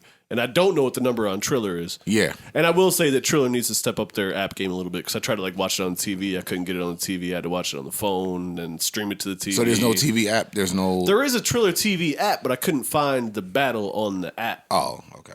See, I do it. And I wanted to. This is actually the first verses. I'm going to watch this again. I will watch this again. I was trying to watch it again. What again? The battle again. I'm gonna watch that. I'm gonna watch that weekly. I think. That shit was This is crazy. Park shit. In other words, this is Park This shit. is my shit. I get it, bro. This I is my understand. shit, and I get couldn't it. find it on the Triller app, and it should be there. I think Right, it's on the Instagram, but I don't want to watch some shit. Triller on my phone. owns versus. They don't care what you think should be there. Whatever. I want to watch that shit. I'm again. glad it You was at get- least on Instagram too, because I'm not. Shake that body. I missed the Apple Music shit, but whatever. Yo. These two dudes got slaps. Yeah, a lot of them, They got slaps together, man. and they got a lot of slaps together. Yeah. Did they? Because again, me not watching it, so I'm gonna ask you. Did Yeah. they do like their together records together? Yeah. Okay. Yeah. They did the Jodeci record.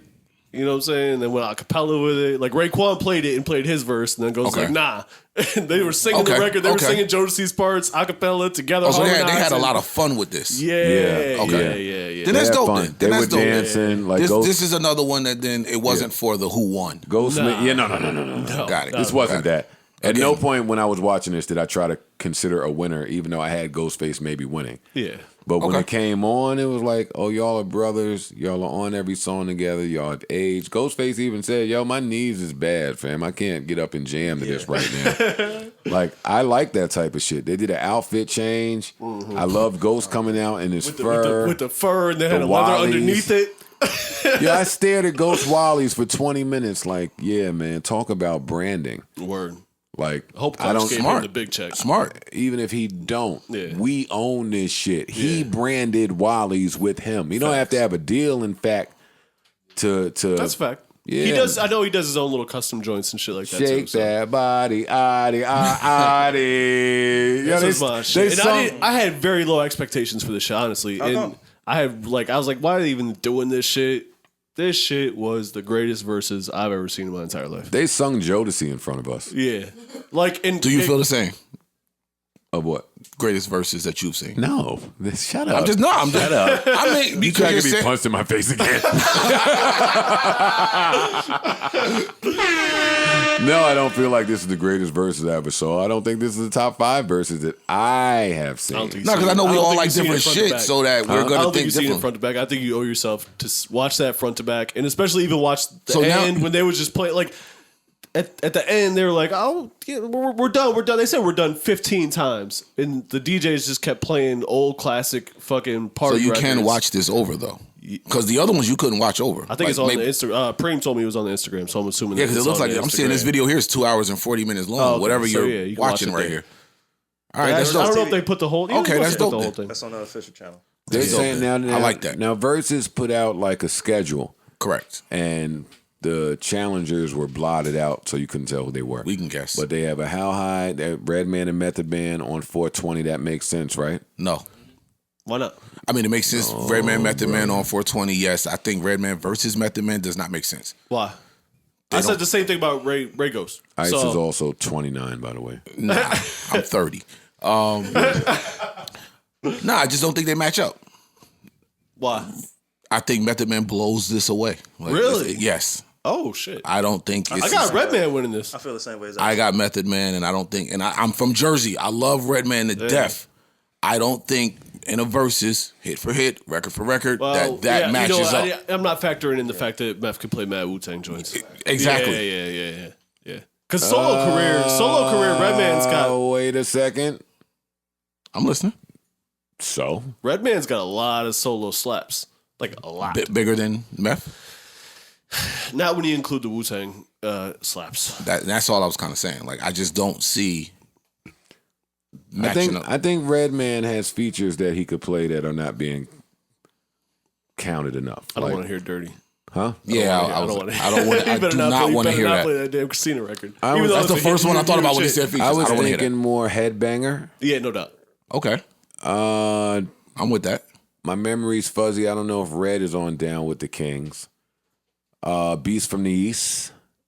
Crazy. Like Redman comes from EPMD, like that's all that era. Mm-hmm. so he has features he could play. Now, granted, Savon's age group wouldn't care, and they might not be familiar. And yeah, Meth has Wu-Tang acclaim and some big, really solo records and some big features. So Right, that's it'd be kinda a what I'm tough saying. out. But I don't think people give Redman the credit that he should get. He's got 2, if not 3, classic albums. I say 3. I say 3. He's definitely got it. I might have it 4 personally, but I like Redman. Redman was probably one of my favorite rappers. You know what? I'm saying And Meth 4. don't really I'm have saying any 4. classic solo albums. I'm saying 4 because personally, I'm putting Doc's the Name in there Doc's too. the Name is my shit. All right, but let's So keep I'm it gonna going. say We 4. say Redman has 3 or 4 classic albums. Cool. Whoever you have winning, it will be entertaining to watch. That's Right? the one thing. Pull up the challenges again, please. That's the one thing about Redman. I've seen him live, and it might be like the top genre, regardless. One of the top shows I've ever Absolutely. been to my entire life. Absolutely. He knows how to fucking put on. He a can show. put on a He's show. An entertaining 100. motherfucker. Him and Meth together. Yeah. Meth is too. That Meth is too. alone is Yeah. going to be worth watching. Yeah. I'm just talking record versus record. I didn't see it happen. Let's finish running this down. Mother's Day special. We don't know who that could be, but I'd love to see Anita Baker or somebody there. It looks like Cool. that's Looks like solo. it's it's a solo. Yeah. because it doesn't have the V symbol. Oh, got it. I see what they did. The rematch, I'm assuming this is Teddy Riley versus Babyface again because Teddy Riley made some sort of reference to it. I don't think so. I didn't see it. Yeah, he tweeted this. He highlighted the rematch part, and he put out a little. Oh, okay, I didn't see it. Why? There's already been a rematch. and that's still babyface. So Yeah. maybe lose again. I don't know. Yeah. But I'll watch it. Teddy Riley's that dude. Babyface that dude. So we'll see. Then we have it to be announced. We have a ladies' night versus and another one to be announced. And it says we're just getting started. I understand that. Looking on what I'm seeing there, I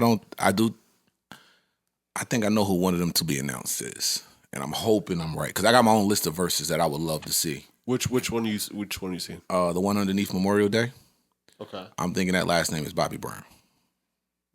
Shut up. Who's battling Bobby Brown? Nobody. That's one word That's on one top word, of that, correct? Yeah. R. Kelly, Chris Brown, or Usher. I have Usher. Really? That's one of the battles Usher that I versus said Bobby that's Brown? one of the battles I would. I want Usher versus Chris Brown.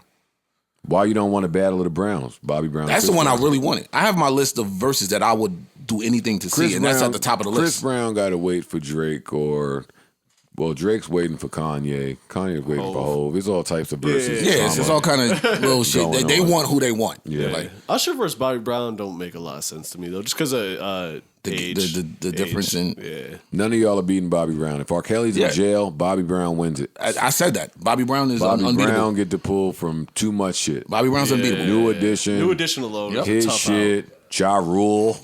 Hey, we're not gonna talk about Not Thug to Lovin'. mention the people I that like that sample song. all. All right, I like that song. All right, making sure you like the song. I like that song. All right, we Not to good. mention all the people that sample. I was in the I don't know if building you when can they use was making that song. Don't do that. Just make. Hey, I'm making sure because we not Thug Lovin' get disrespected and not on my that watch. song is hard. That song is All hard. We good. We have the Isley Brothers versus Earth, Wind, and Fire. When you I got? told my dad about that, he was real excited and wanted to know how he could Who's Pop's access got? verses. My mom told me about her outfit. He doesn't like the matchup. No, I don't either. He doesn't like the matchup. Isley Brothers gonna be been some good around music. since like the late 50s, I think. Putting out records.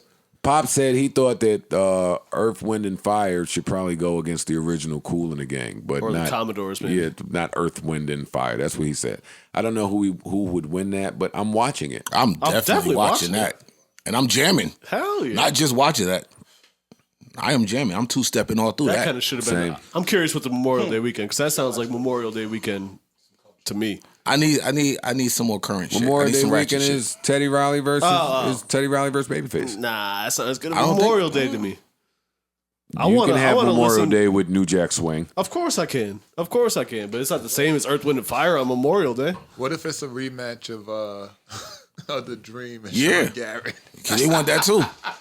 They got enough records to do a rematch. Yeah. I wouldn't laugh. No, I'm saying that would be the way. Yeah, no, I wouldn't laugh at that. But either way, I look forward. Ladies' night. That's a real short word. name Eve. right It's there. gotta be Eve. That's gotta be Eve. Versus who though? Eve. Versus, Eve's gonna be a hard out for 10 songs. Yeah. I don't know if she can get to 20, That but gotta for be. 10, See, that's but my for 10 that's my other songs, versus issue. You know, I talked about that with you earlier. What's that? Versus 20 records. Yeah. You know, everybody can't do 20 records. That's a fact. You know, once you get around 12, 13-ish, it start getting a little Muddy. Yeah, it gets muddy. Yeah. For a lot of people. for a lot of people. And I do think they should offer. I wish they would do opening acts or something like that where you can do it. Well, that's the DJ. Someone would No? 10. Nah. Oh, you someone- mean an opening versus? Yeah, 10 on 10 or 5 on 5. Like I've seen some verses we had that should not have been 20 records. Oh yeah. And I was just like, all right, yeah, here's your reminder that this is not for everybody. Yeah, yeah. April 4th is around the corner. These months are going by in the Yeah. spring quickly. That's a fact. Like it's almost April right now, Yeah. which means summer's around the corner. Shit about to go crazy. Big out here. vax me.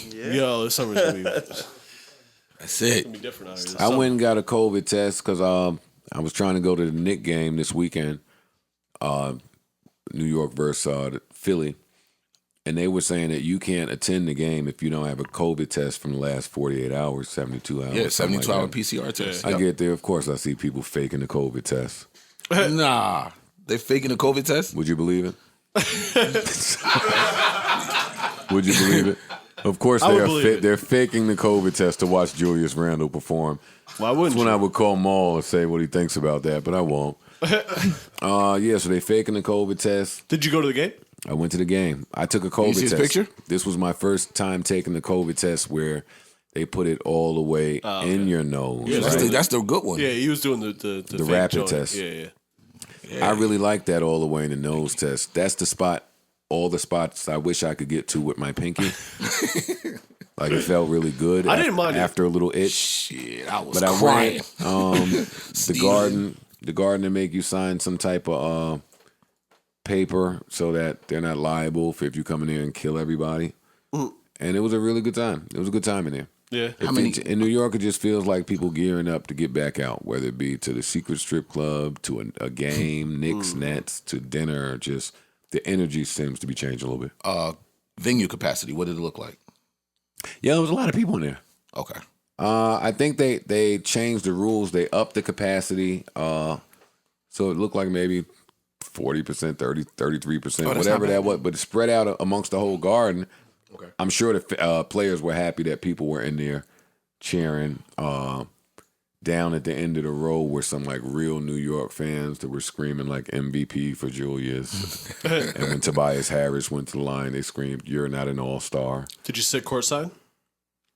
I didn't sit courtside. I didn't sit in celebrity row. I sat Lexus row. I sat along. That was hilarious, bro. That picture was great. I don't like that. Because that picture of the Lexus wasn't there when I purchased the tickets. That was funny. I got a good laugh. I was going to hit you. I got a good laugh at that because I can imagine you coming in there like, you got to be kidding me. Yeah, I purchased the baseline seats, 4 of them, right? Thinking we'd get a good seat. We go there. I'm right behind the basket, and there's a big-ass Lexus right there blocking our view, and they move the seats back so you're not right there.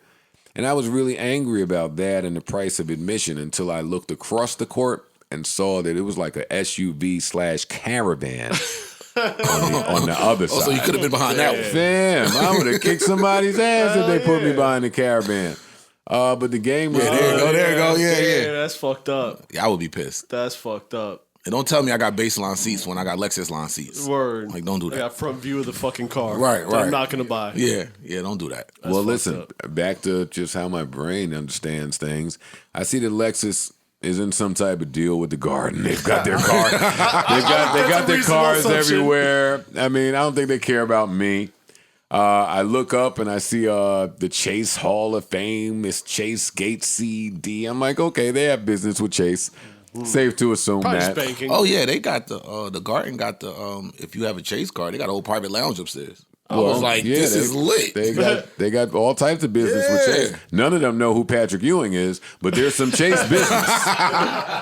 There's some Chase business to be had. That's crazy. Mitch Robinson was back. That was cool. I won't talk about sports too long because Maul's not here for me to laugh at his sports takes. But this was cool. The Knicks lost. It was a good time in New York is the only reason I brought it up. Yeah.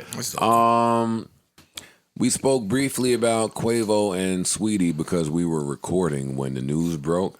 Right. A lot of backlash from that after we were finished recording. One of the rumors that surfaced was that Quavo repoed his Bentley back that he gifted Sweetie. And I'm cool with that. So, I wouldn't shout him out I for didn't that. really care about that, but I'm here to ask you, gentlemen, if you were in the middle of a public bad breakup and you gifted your significant other a Bentley, would you indeed take it back? I'm going to need that Bentley. I'm gonna need that. Run that. Yeah. I'm going to need that back. It depends. For me, it depends. Because I don't want you to look at me like I need it. It's like, all right, fam, I gave you that. Go do that. You can have that. I'll keep it pushing. Can I add a little bit to that? Mm-hmm. I'm hearing, I don't know for sure, I didn't see the contract details. Now, let's say this is a leased vehicle that is in your name, and y'all had that bad breakup. You still keep that stance? Yeah, give me that back. Okay. Yeah. You can't kiki with your ex and then it's my name on it. Yeah. Well, no, even if you don't kiki with your ex, if the car is in someone else's name and you have it, that's trouble on the horizon. Absolutely. Yeah. She could say, Fuck all right, Kiki I'm not and making the that. payments. Like, Yeah. it ain't in my, whatever. Ruined your credit. Yeah, Ruined your standing. No, I'm good. That's not something Run that. you really Run that. Yeah, I want. need my standing good at the Bentley store. The car custom.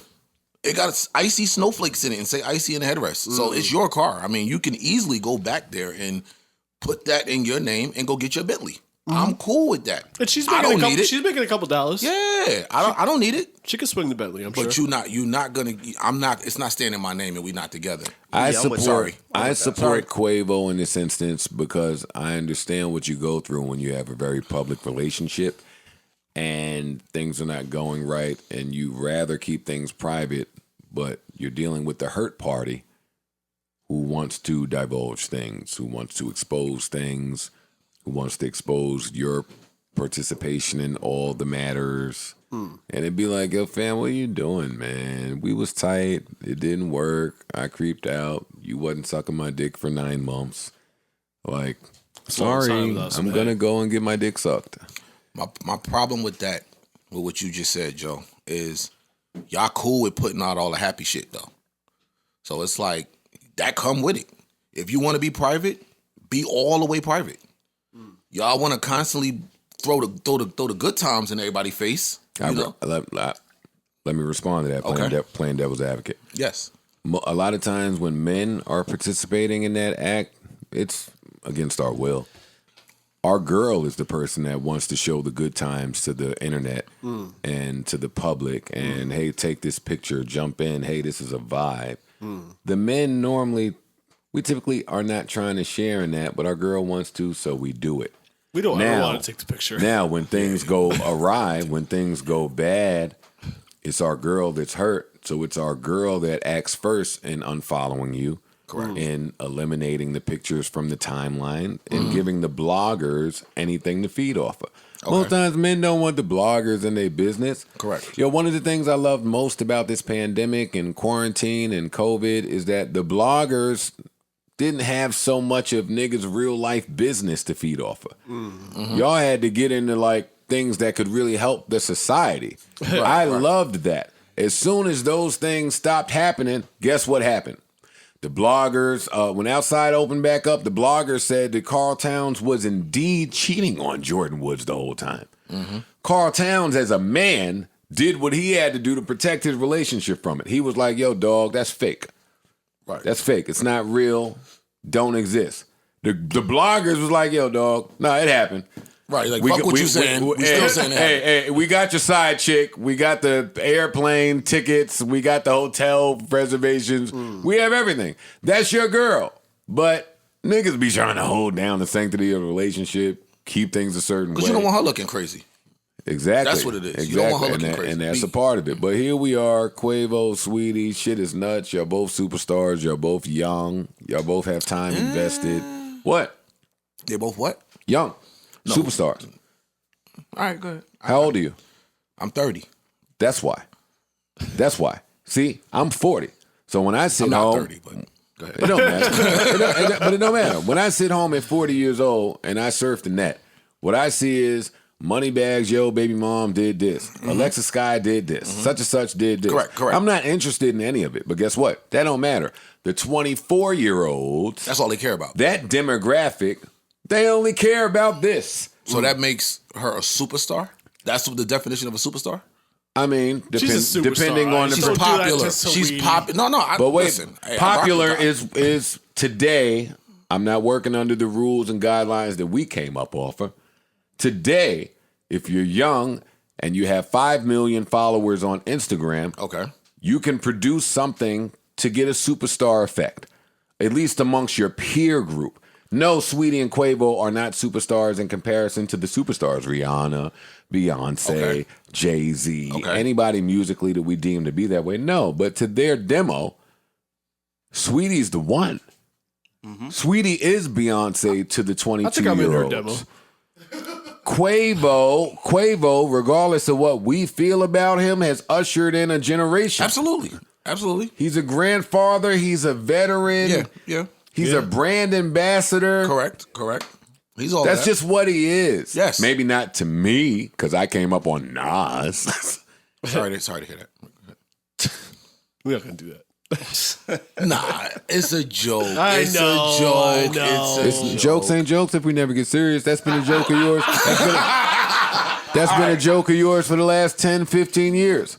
And I just watched Ghostface on the Woo shit introduce Nas and say, yo, when this kid came out, we all thought that was the one. Ghostface is in my top 15 rappers all time. Mine too. If you think that about Nas when he came out, I know what that's like, hearing that for the first time.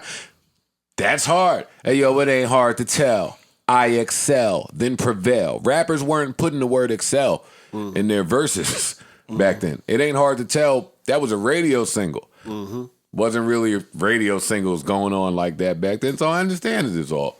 I'm not mad at this. Young people could kill Nas. Hey, Freddie Gibbs text me. Freddie Gibbs text me over some shit I said in the pod. He was like, "Yo, what the fuck you mean I can't be mad that I didn't win the Grammy?" I doubled down. Nigga, it's Nas. Word. What he said? Yeah, if you lose to Nas, You lost to Nas, who hasn't been. now if he lose, Who didn't win in 20 I years. can't say what I was about to say. But it don't matter. No, you can say it. Nas I know didn't you win was it. about to say. Nas You didn't know what win exactly in I was 20 about to exactly say. what you about to Okay, say. What he was gonna say? if he loses D Smoke, he can be mad. Yeah. Freddie Gibbs can't be mad if he loses to Nas, who He hasn't can't be won mad losing to Nah. Nas. in 20 years. That's Nas like is one of the cannot greatest be mad losing to wordsmiths Nas, we've ever period. heard. But that's like anybody being mad at Susan Lucci when she won the fucking Emmy or whatever that was that she won after being nominated 25 times. That's our equivalent of Nicki Minaj. Every year the white people say, Susan Lucci lost again. Fan, did y'all see All My Children? Or nah. I used to watch All My Children. Right. She's a white legend. She didn't win it. Or Sorry. Or like when Leo. Sorry, Freddie won his Gibbs. first, you know Hey, what I mean? Freddie I get Gibbs. it. I get Hey, it. you and Alchemist could get together But y'all next can- year and Yup. put together the same thing and put it out. And that'd be Exactly. cool. But you can't say I rap better when I'm angry when Nas won. Yeah. Well, you Yeah. can. You lose But to a don't legend. text me about it. It's okay. You just got- you just gotta take that. If you text me, I'm gonna tell you, yo, dog, you bugging. Yeah, you got to take that. Yeah. You have to take that. It's not an L when you take an L to a legend. At all. There's only At a all. handful of legends that, like, if you lose to them, you should actually be honored to even be Yeah. mentioned in the category with them. Facts. It was Nas. Yeah. Like, outside of me, everybody else considers Nas, if not the one of the absolute greatest. He is one of the You absolute consider greatest, him no one question. of the absolute greatest. So don't do that. Yeah. I said You outside do. of He's- But you do. It was written as one of You your do. favorite albums. It is. You do. But then there's a lot of albums. No, I don't Ice just hold him has to it heard was too written. much music and knows too many artists to not consider Nas one of the greatest ever. You don't have to be one of your personal favorites, but you know what he did. Of course. That's it. I know what he, yes, I'm giving Nas his Hey, props. and he did that with a large percentage of people saying he picked bad beats. You lose. He did that over bad beats. Yeah. Y'all know my bad. And bitch I still. hate that argument with Nas. Nas went and got with Dre for the Firm and put it out, and all of us said those beats are bad. I didn't. For the, I He like just that gets album. a bad That was my rap. shit. With, hey, You Owe Me came out. We said, what are you doing? I said, I loved it. I don't think that beat is bad. Going back, a lot of the Nas has bad beats takes Or bad don't takes. hold up. Yeah, there's a lot of like even Nostradamus, which I hated as a fucking backpacker Nas fan. I go back to it like, there's a lot of good songs in there. That's where my current fight lives. If we Yeah. want to attack something about Nas, I'm going to the hooks before the beats. fair. The beats were fine. Undying Love. Even if the Nostradamus beat came on today. Like, it's not an encore, y'all. You should welcome me back. The beat by itself, rappers would pick it. Right. But some of these hooks, That's what- you know what, Nas you're to right. Esco, the Nas to Yeah. Nas to Nostradamus. That's what made that argument. It was No. what he did over the beat. If I ruled made the me- world. That's what it no. was. That's what it was. Fucking, I can name a million Nas hooks that if we get into it, it's like, all right, fam. Yeah, I agree with that. But I come from the era where I know that the lyricists couldn't make hooks. I know McGruff couldn't make a hook. Dog, I read a. I know the interview- Locks didn't make the best hook. They needed Puff. I know I ain't make the best hooks, Lord. I like the lyricists couldn't make hooks. Okay. Hov got it. couldn't make hooks. Hov Yeah. couldn't make hooks. It's true. It's the truth. I've heard the joke in the producer It is the community. If you truth. want to get a whole placement, have a hook on it. Right. I don't argue it. It's true. And if you listen to the songs with that new ear, when I listen to my favorite Hov songs, that comes up. Like Allure is one of my favorite songs. And the hook comes on and it's for real. I don't know why. As somebody that knows what it took to get a Pharrell hook, I didn't have that luxury. I mean, I couldn't put it for real. I couldn't make a hook, and I couldn't get somebody that could make a hook to be on my songs. Guess what? I got to sing it. Hov is not in that position. You get Pharrell, fam, I can Get make this whoever you happen. want. If I can get Pharrell for a beat and a hook, Yeah. I can make this happen. Yeah. Correct. Sorry, Noriega. He made it happen. That's my point. Yeah. It's not to discredit what he did because his catalog is crazy. But if I can get Pharrell for a beat and a hook, Yeah. The work is done almost. I can make it happen a little bit. If I can get Kanye for a beat, some of the hook, it's cool, man. After watching this Wu-Tang Versus, I went back to the stories that were circulating about Ghostface turning down the girls beat. by Hove.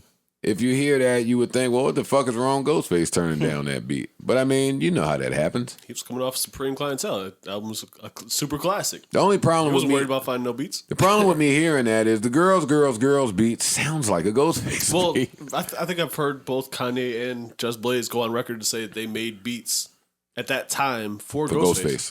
Because coming off Supreme Clientele, let's do that soul sample shit. I thought I heard one of them say Ice Cream was the inspiration behind Girls, Ice Girls, Cream, Girls. by the way, has the best quotables of all time in it. The quotables. Quotables. I love you like I love my dick size. That's the one that comes into play. His dick big. Hey, we good, bro? Oh, I thought that was Rory that did that. I'm just saying to put that in a song. All right, moving right along. To sleep. Moving That right bitch been along. on my mind all week. She was on a lot of people's minds at that time too. Yeah, she did. That album cover, the whole nine. Yeah, There's so many good lines in that song. But back to you, Queen. Like you can't fucking cherish this bitch and then say, "But back to you, Queen." No, he called her queen. That's He not called her Adina queen, Howard. so Yeah. it's all right. Yeah. Yeah, I get it. Adina Howard is one of those untold doc stories that we need.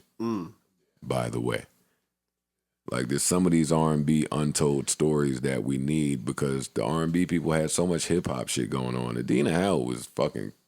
These niggas didn't stand a chance. These niggas didn't stand a chance. What else is important out there? We covered verses. Did we cover the mass shootings? No, we briefly. didn't. We didn't. Let's talk about it a little bit before we get out of here. I don't think that we need a 3-hour podcast today. I think we get right to the meat and potatoes of things and keep it pushing. Okay. White terrorism. Back again. Colorado. The need for gun control. It's Back always again. called, right? Yeah, that's what I'm saying. Colorado again. Suspect is a resident of Arvada, Colorado, and has lived most of his life in the United States, Boulder County District Attorney Michael Doherty said. He sustained a through-and-through gunshot wound to his leg and was taken into custody at 3:28 p.m. Monday.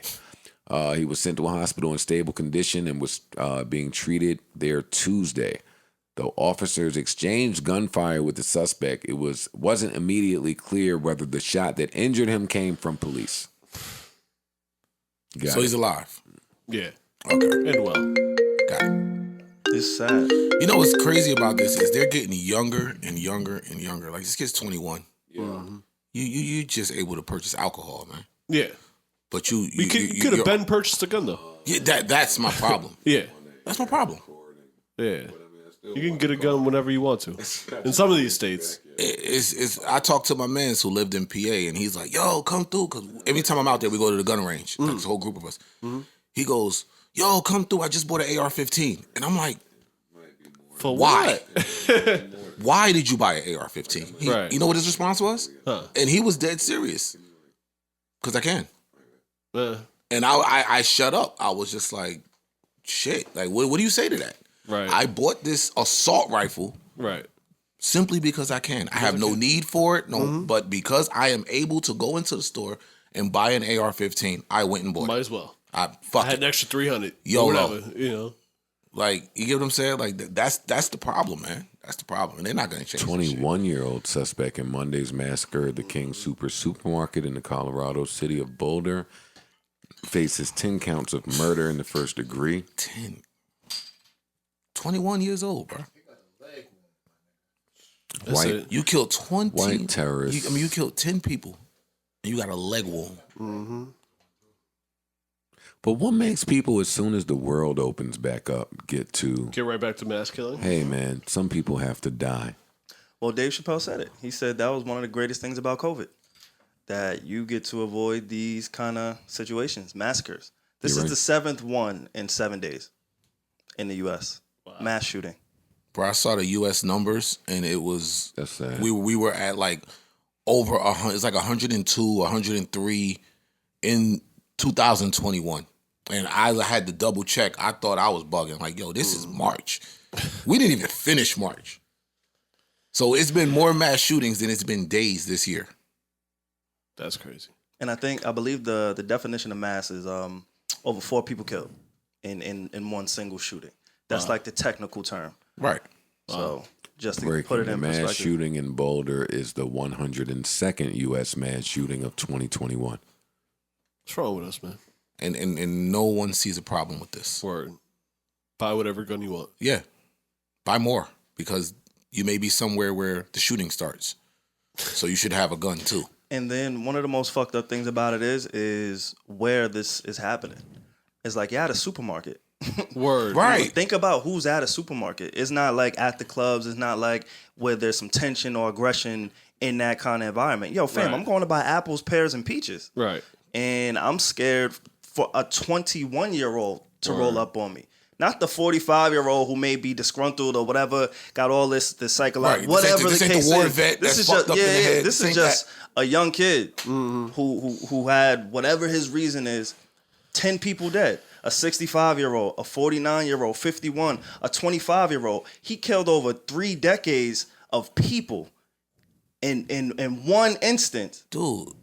He cleared out. The first officer, and I read this earlier, the first officer that I guess arrived on the scene or, to assess the situation, left behind 7 kids. Damn. Just for doing I'm doing my job at a supermarket. And now there's 7 kids without a father, bro. Like this is nuts. Yeah. This is nuts. It's You so can't many- make this make sense to me. It's so many different things to speak to because then you think about all the unarmed black people. It's so many Talk different about other things to speak to because there's unarmed black people who Killed are for losing their traffic for weed. infractions or nothing. For So, weed. so I'd like to allow you the floor off of this topic to tell me how you are okay with Bieber harmonizing nigger with this white terrorism going on. It's not that I was okay with Because it. that is what some of our correlation is to that. And I'll segue that into Bieber catching backlash for opening his album or having Martin Luther King shots in his album credits. Yep. It's not that we bash him for harmonizing nigger. It's that we bash some of the evil whites, not saying him, but some of the evil whites, because that is your position. Calling us niggers when you love us. Like calling us niggers when you are trying to be like us. Calling us niggers when you share in the talent and the economy that our niggerism has provided. So we joked around a little last week and you caught some heat. I caught some heat for allowing you to say it. But off of this serious topic right now, like, how do you deal with the correlation? Well, for me, it wasn't that harmonizing nigger. It's not funny. You know, like in the moment we was that's joking important to around be it. said. Yeah, like in the moment we was joking around it. You know, we brushed past it. Cool. For me, what it is, it's just progression. Like if you see the video, and it's a nasty video, like because even the words after it, he references the KKK and all this other horrible shit. But for me, what it was is like, all right, progression. When are we gonna give people the room to grow? How long are you gonna hold this against somebody? If you see the video, he looks at least the youngest, I'll say 12, the oldest maybe 15, 16. And his career is documented. Here's we my can question research for that. you, because I don't want to get into too much empathy for Justin Bieber. It's not him though, Joe. That's what I'm trying to say. But let's just hear me out and you can carry on. When we see things like this that we can perceive as pandering from the guy who calls us nigger but then has Martin Luther King in his album credits, how should the rest of us feel? Not you, who assesses differently. How should everybody else feel? If you've ever had a nigger video out there where you harmonized it and then you opened your album with Martin Luther King pictures in your credits, should we feel like you have changed and you've matured, or do we feel like you're fronting and pandering? He probably saw that as a way to smooth it over or something. I mean, but It's a bad it's idea. over a decade ago. Somebody black needs to get involved and say, hey, you could be changed, you could love us, but Martin Luther King in your album notes is not a good idea. That's all. I can't speak for where his heart lies. I've never met the gentleman. Yeah. He's got some slaps. I He's will got some say slaps. that people, particularly social media, they don't allow for growth and change. Of course not. And That that's does my not issue. happen. Of course not. That's And I the think that's only what thing I'm Savon's speaking trying to bro. say. That's Because the only thing I'm my, speaking to. my personal opinion on that is fuck an apology. I don't want your apology. To me, the best apology is change behavior and making sure you don't repeat the same mistake. So I'm not defending Bieber, but if he changed his behavior, learned from that mistake that he made when he was a child, if he learned from that, made sure to never repeat that mistake, and is trying to do the right thing by the people that he offended with that mistake, allow him that room. And then there's two things for me. The first thing is we know his demographic. We know who's rushing to listen to the Bieber. We know where the streams come from, right? Correct. They go to his album. When else are they going to hear MLK anything? Like, it's just an attempt. And I'm not saying it's right. Maybe it is pandering. But on the surface, on the landscape, it's like, fam, little white boys, little white girls, young teenager, whoever it is that's listening, they're never going to go out of their way to hear it. Well, that's the one person that they actually teach white kids in public school as a white kid that went to public school is Martin Luther King. So they've actually probably heard the speech. It's not the most in-depth that you could go. You could find some Malcolm at least. You know what I'm saying? Like, but so he took the easy way out. Listen, I don't want us to live here because we touched on this last week. Correct. I just wanted to allow Savon the space. It's just progression. Like I said, it wasn't so much Justin Bieber. It wasn't so much, the notes was fire. Like, fuck out of here. You can't even hear the notes in most of the videos that you find. For me, it's just like, all right, when are we going to allow people to progress? That's all I'm saying. It doesn't happen. I get it, my brother. All right. I told. I ain't think you did, dog. I ain't think you did. Well, I didn't get with the way it was worded last week. It came off a little crazy last week. But I understand your position. Your position is we need each other. And that's it. We should allow room for growth. I think it's interesting that's coming from you because your generation, for me, y'all are the ones that invented the you don't have room to grow. Yeah. Like y'all cancel culture guys are the ones that said, yo, man, you did what in the 70s? Hey, that was wrong. Right. I don't care about the time. Even if in the 70s. That was happening. Right. Even if in the 70s, that's important. That shouldn't have happened. Hey, we do that in 2010. Yo, y'all was tweeting what back then?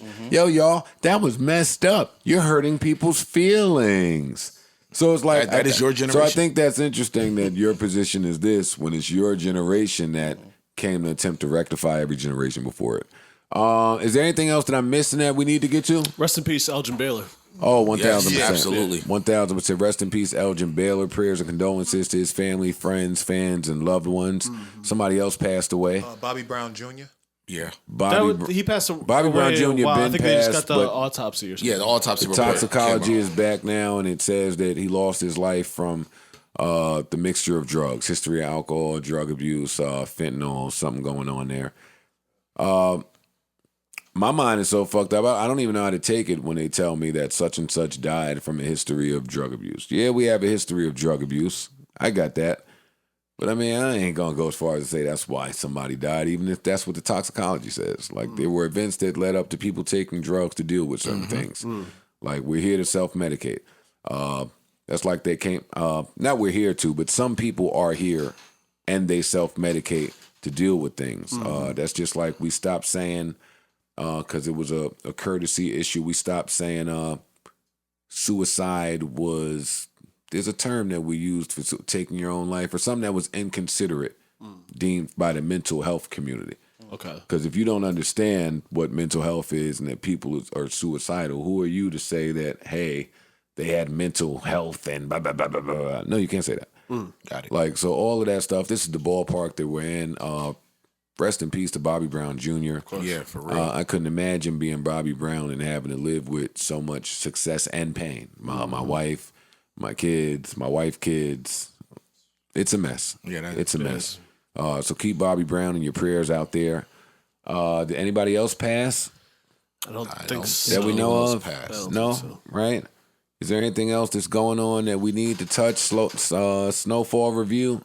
Well, it hasn't been an episode that aired since our. But they did renew. They did renew the series for another season. Oh yeah, so. yeah. They got another fifth season. Well, you better believe that. Yeah, we know that's coming. That one was coming. Better not cancel that now. Big Pun got a street named after him, a portion of East Fordham Road in the Bronx. So rest in peace and salute to the legend Big Pun. Okay, 1,000%. Absolutely. Yeah, that's good. Fordham, all right. Yeah.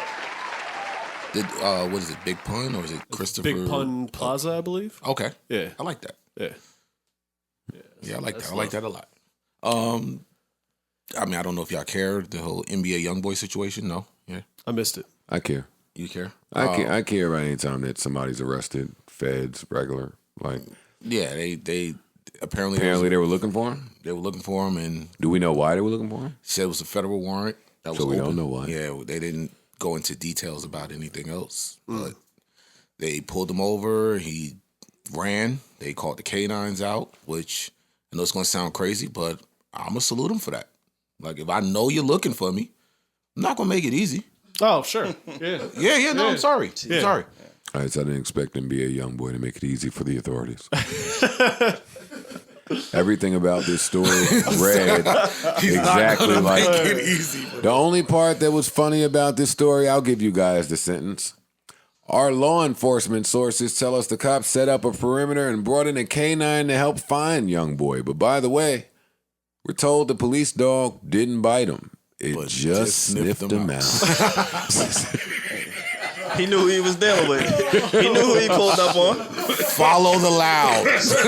Certain thing.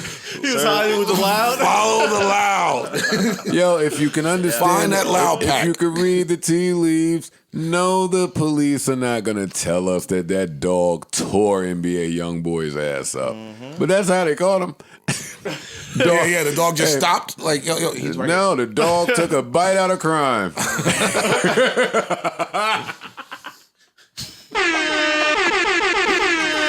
Oh, come on. See, this is where Maul and Rory tell me to shut up and I'm corny. here. Nah, that was funny. I thought it was funny. Yeah, I'm with you. Get it? Crying? He's crying. I get it. All right, never mind. He's crying. Scruff McGruff. I get it. Crying.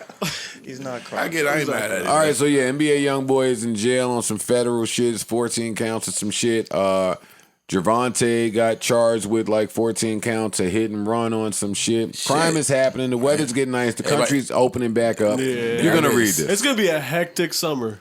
Shit, It's gonna be have a y'all been hectic paying attention to summer. Miami? Yeah, Miami got crazy. Miami is fucking nuts. They shut that shit down. They had to call a state of emergency and shut it down. Yeah. Spring break, it was fights. But this, Yeah, you know what? And let me was a little respond to crazy.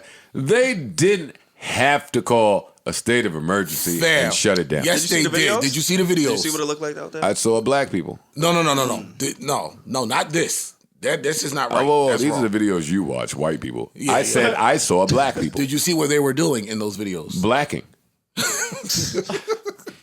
these whites look like they're blacking too. No, the whites are They're white. blacked out the drunk. whites were not They're black. white. They're blacked out drunk. Not No. the videos I saw. They were The black. black people were popping pussy on car hoods, partying. So you haven't seen. drinking. So you haven't seen the video. They were centralizing. You didn't see the video where they said literally everyone's dining dashing. They got cooks chasing people out on the street. You're not gonna fucking crucify me for being black. That's not being black. Yes, it is. That's being a nigga. Okay, let's try this a different way. Ice, it's your turn, dog. Ice. Look, that's not being black. Look at this. Yes, it is. That's being black. That's black people. That's black people. So that's my issue with what you're saying. As black people, Joe, but you can't. You, Pardon me, Joe pardon me. can't Wait, say that. wait. I want to Joe hear can't say this. that. Pardon me. You shut the fuck Joe, up. you can't say that. You though. shut No, the. Because you Tell get me why on not. about black people all the time. Talking about the progression of black people, and then you see a video like this and say that's black Nothing's people. wrong with that. Savon, I'm not mad at that. Savon, how Not old are you? that. How old are you It again? don't matter how old I am, bro. I'm I hear what talking you're about- saying. Can you Nigga answer shit my that's question of how old are you again, please? 27. Yeah, you Okay. can't speak. You So can't listen speak. to this. Not even I trying to be can't funny. speak because I'm No, 27. no, of course he can speak. Let me reply. Not to you. on that, he Let me reply to you. Savon, this is Joe's belief and my belief only. As a black person, I can look at black people and say what I'm saying. Okay. I'm saying that when I see footage of what's going on in Miami, I'm not seeing the footage of all the whites. I'm seeing the footage of all the blacks doing shit that black people do. We run out on the check. We party when the music is up. When we get drunk, we get loud. We dance on the cars. We cause a scene. We're doing black shit. Hey, you've heard my theory of how racism was born. They seen us blacking out. And they didn't like it. having too much fun. And yeah, we was killing shit. Breakdancing. Jumping over shit. Come on, the Stegosaurus where? Creating We are breakdancing Creating around beautiful things. around a dinosaur.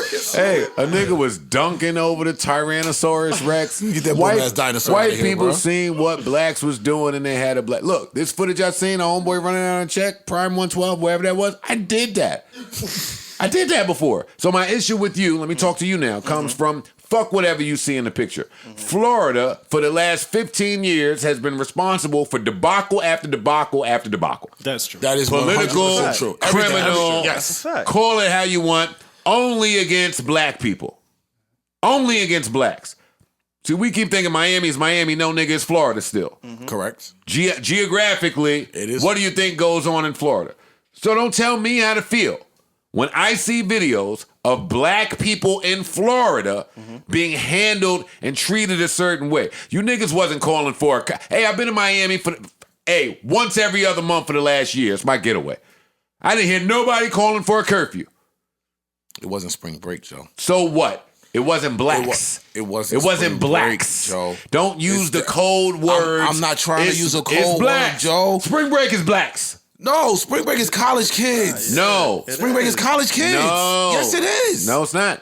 Spring break is college kids. That's not true. Now, I'm going to tell you what's happening. I'm telling you that's not true. It's not spring break, it's college kids. So you said spring break means black? Miami is white, period. College kids, not college kids, all year round. Correct. You might bump into some white people. Spring break, the blacks across the globe say, we going to Miami, we going to Tulum, we going to Vegas. Correct. That's where the economy is headed. Correct. So when they put out a I'm with you with curfew that. for only that time, when they send the special forces out to deal with COVID laws for only that time, when you go to the places that only the black people frequent for only that time, and then you make a spectacle of it in mass media, I know the history of mass media. I'm with you. I know the I'm with you role so that far. mass I'm with you. media has played in this. So yeah, y'all are right. Black people should not be dancing on the hood and running out on checks. But guess what? Black people are black people. And if that's happening, there's another way to deal with that than shooting people, than to enact a curfew, than to say, hey, don't come here. And that's what I have known to happen from Florida. So what do you do when this is happening and if you're an official in Florida, bro? Like, you lost control of the fucking city. This Ready? shit looks wild right here. You ready? I'm listening. You ready? Are you ready? Are you ready? Yes. Are you ready? You fucking pay for it. So you just let them fuck it You up? go. I'm not saying you let them fuck it up because that's the wild problem. conversation. That's the problem. No, you wild. You let Bieber harmonize nigga. You shut up. It's not a did do wild that. conversation. You did that. Okay. You gotta sit own down. that. You have to own that. Ice. You let them fuck it up. That's what you do. You manage it. Okay. So you manage the damage control and what's done. But when black people are angry, we're gonna fuck something up. And when white people fuck shit up, they just fix it and it gets paid for and covered up. You go home. Hey, bodies are dropping. Blood is pouring all over the streets. But everybody's political interest and financial interest is protected when you're white. It's only black people when we break in the windows. Oh, now we go to jail for 75 years. No, we're angry over the state of things. Back to the looting argument. So we're looting, we're kicking in windows. Of course it's fucked up. I'm a human. You ain't got to come tell me it ain't. It's fucked up. Would you? But it all is fucked up. And Correct. it all has been fucked up. I say, my own opinion, I wouldn't live in Florida. I wouldn't live. think I wouldn't Miami, even for the fucking record, visit I wouldn't live in Florida. Atlanta. I think Off Miami, limits. for the record, is a majority Latino. For what it's worth. I don't care. I know. It's You said that Miami is mostly It's white. white. And It's- All right, stop. It Let me ain't correct. that Let me no more. correct myself. Yeah. I'm not talking about who occupies it. I know. I'm talking about who runs controls it. No doubt. Okay. I'm talking about who That may be true. controls. I don't know about the politics of I'm pretty Miami. sure. Oh, specifically. please It's white. don't do It's that, bro. white. You've been It's with white. me in Miami I on have. tour for Rage I and have. seen the not Miami in Florida and seen the trucks running around with the Confederate flags. You seen the elections lost over Miami. You seen the bodies drop in Miami with cops Over didn't Florida, get not charged. Miami specifically. Florida. I'm Yeah, sorry. yeah. That's a mistake. Yeah, yeah. I don't mean Miami. Yeah. I mean Florida. That's all. We That's have a just great wanted clarification. understanding of what goes on in Florida. So when I cut the TV on ice and see, hey, there's a curfew now and now only. Hey, now it's spring break. Okay. I know now it's spring break because my girl who got fucking kids won't talk to me. She's busy with her kids. Hey, my kids is out of school. I don't have to teach them. I don't have to do homework. I'm up for the night. And if they little asses is up too, we all up. That's spring break. I'm in Jersey like, bitch, what these kids do? If these niggas don't do some homework, I'm trying to get my shit off. Joe, what I'm saying is you like when black people are hosed down in white states. No, that's not what I'm saying. And at I all. get That's that not you what and I'm saying. Savon's position is that. Well, you said that last week, and I won't let you say it again. Y'all want to see black people hosed down when white people feel like they're destroying the white streets. Nobody said that. What I am saying sure. is we got to hold our people accountable too, though, bro. Like this shit, we have to be like, all right, you sitting here saying, yo, it's all right, fuck it up. All right, cool. That's not cool, Just bro. that fast, you brought me back to, that's not cool. to the pretend beef between this podcast and the conversation that we're talking about now. Ice, you're right. We do have to hold each other accountable. You're wrong because us holding each other accountable looks different than this. I'm with you on that. It looks like, hey, my brothers are going through something over there. I understand that because I come from it. Right. So I'm allotting you grace to go through it and let's figure it out. That's very different from a white person looking at the situation and saying, deal with it, broke nigger. Deal with it. That's the way of the land. This is our shit. We'll hire some inclusive black person to act like we like black people. What the fuck did Prince Charles do? Hey, Meg did that interview. Oh, yeah. And the royal people that went and hired a diversity trainer. Yeah, I saw that. That's Clubhouse was going through whatever they was going through. I got on the phone with the owners. Nuts. It's not nuts. If you understand it, nuts, I got though. on the phone with the owners of these apps and said, yo, man, if you care about black people, last year when we was dropping dead, yo, you'll hire somebody that will help communicate with the black people to understand the black people. Know what they all said? Hey, that says to me that you don't care or you're not interested in what it takes to care. That ain't for me to sit around and try to persuade you on. I'm here to deal with who knows what. And whoever don't know it, you deal with that on your own. I'm not going to Miami during spring break, but that's not because I'm raised. I'm 40 years old. I'm not going to Miami spring break. I don't have time to party with these kids. Yeah, that's I've not seen it happening. for the last 10 years. What it looks like down My there. little cousin just came back last week, and I'm like, dude, Yeah. you went down. Like, first off, you went last year during spring break and caught COVID. Then you went back. I watched Lil Wayne come out of jail or whatever happened. He put out a song, and he told the listening public, live on Sundays, King of Diamonds Monday. Right. That was the song. And I watched people from all hard. over the country rush to Miami Just to It's a beautiful experience that. city. to Just experience that. Live Beautiful on city. Sunday. And King of Diamonds King Monday. of Diamonds Monday. I was That's hitting right. people like, yo, you're not coming home on Monday? No, Nah, King of chill, Diamonds King of tonight. Diamonds. Beautiful city. I'm just Home saying, of the best man. football team ever. I hear you. Yeah, we got, well, what's up? Is there some more for news? We got real. sleepers. We can wrap this Fucking up. bugging. We can get out of here, man. I think I explained our podcast business to a T. Hopefully, I didn't offend anybody out there. Rory and Maul, you know the vibes. We built this city. I love y'all. We love y'all. See you when y'all get back here. Rest in peace to everybody that we may have lost. Absolutely. The business is still a business. Got to work. Shout out to everybody that's grinding. Shout out to Wu-Tang, Ghost, Ray, Meth, Red, everybody. Stop Asian hate. Stop Asian hate, man. Stop it. I can't. and to I'm the still- fans- Stop hate, period. To the Yeah. fans. Stop all the hate. Facts. Not Asian hate, black just hate. stop hate. Stop hate. That's minimizing though. Let love win. Right. That's minimizing. I don't Right want to. now. I know. Right True. now. You're Stop right. Asian hate. Yeah, that's all lives matter. I just want to say to the I'm fans sorry. again, It's not the time for I that. know, yeah. I apologize. It's cool. let you understand that me and Savon were not trying to displace anybody. Let us live. Listen, we fuck with y'all. So we fuck with y'all. Look at me. Look at my face. We fuck with y'all. Let us live. We just trying to help. Everything will go back to the way it's supposed to be. Hopefully. It will. You just got to give us some time, man. But listen, in the meantime, Shit. don't kill Ice, who's doing us all a favor, Rory and Maul included, Right. for just picking up the phone and saying, if you need me, I'll show up. He's not a podcaster. Don't be mean. Savon, he's thrust into this position. Be nice to the guy. He's 27 years old. He doubled back to a Denver club twice for some pussy he didn't get. And he's got a great podcast with Get Alex. Savon's ass out of here. Yeah, like if y'all, I think that's a courtesy that we had a podcaster on reserve able to step in just in case something went wrong. That's a protection. It's a luxury. It's something that you don't take for granted. But be clear, I'm not trying to say that Savon is a replacement for Maul or Rory. And the funny shit is, I know Maul and Rory ain't home thinking that. Right. Like, yo, I've spoke to them. They ain't thinking that. Hey, Trust me. Hey, they feel pretty secure in their jobs right now, right? They good. You spoke to both of them? I speak, man. Both of I them? do what I gotta do, Joe. I'm the glue, my nigga. I'm the glue. The glue. Feel me? But nah, Ice, to what Ice was saying, we ain't trying to come for nobody's job. Man. We just here. That's it, man. You explained to them that you're not trying to take nobody's job, right? I let them know. I can't wait for them to get back. I can't wait for things The to go Need to back Know to normal. podcast Like, is a great podcast that Savon runs on his own. He don't got enough time for us anyway. Me and Alex do our own thing. Like, Shout I'm out cool. to Alex and Savon, the Need to Know boys. You could check them out on their podcast. Wednesday or Thursday?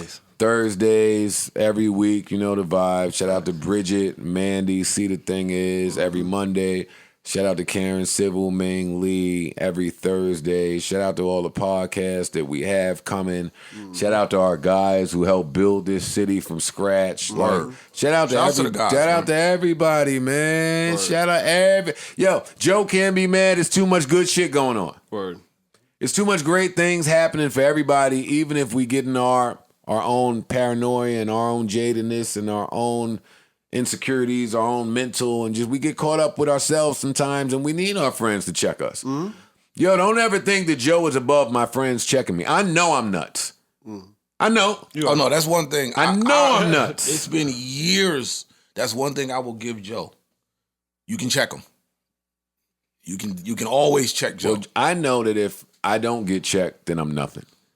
Like, I'm nothing without my people. But the real people, the people that know me, get it, understand me, that they're not looking to attack me. And you know what? When you feel loved. And you know what? I got to get at you because, I got to salute you on that because a lot of people don't take that.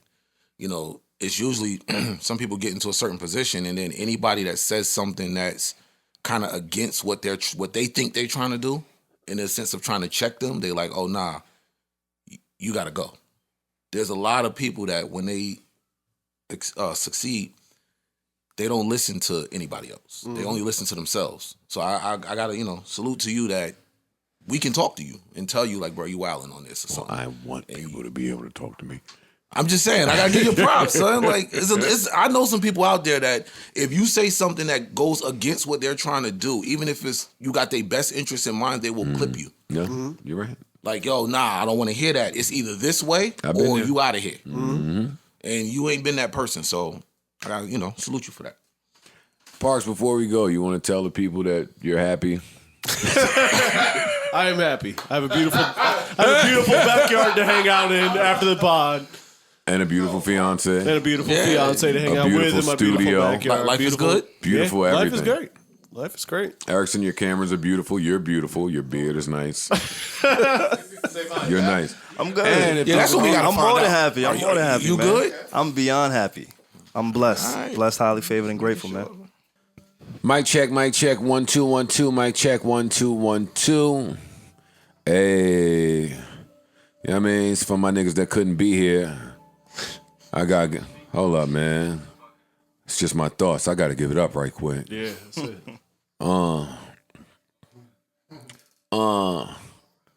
Everything is upside down. When I come, we just looking like some uptight. Nah, let me chill, man. Bella, you know what I do to this beat? Ah!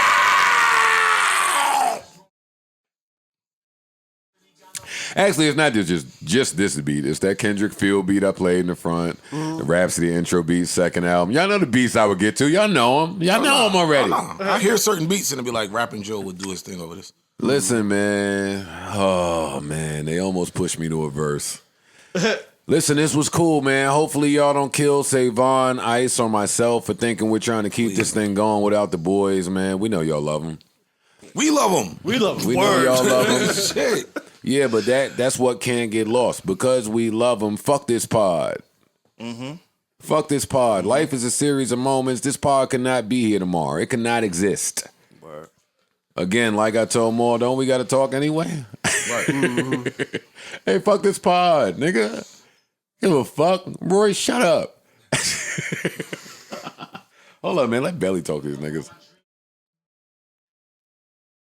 Oh, I hate when that happens. Savon, you been having nightmares in the dream condo over there? I've been sleeping pretty good. Can't lie. I've been good. I've been good, Do the Joe. melatonin? Yeah, we good. We good over there. No All nightmares. right. No Just nightmares. making sure. Hey, mic check, 1 2 1 2. I tried to keep this thing down under 3 hours. I'm sorry I failed. Oh, shit. Wait a minute. Wow. Yo, keep us in your prayers. Lord knows we need to be there. Until the next time I bid you adieu. Farewell. Hasta la vista. Adios. So long. Goodbye. Hope to see you soon. Hope everybody's doing well. That's where I'm at with mine, man. Life is a series of moments and moments pass, so let's make this one last as if it's all that we have. It is. And it just might be. Word. You never know.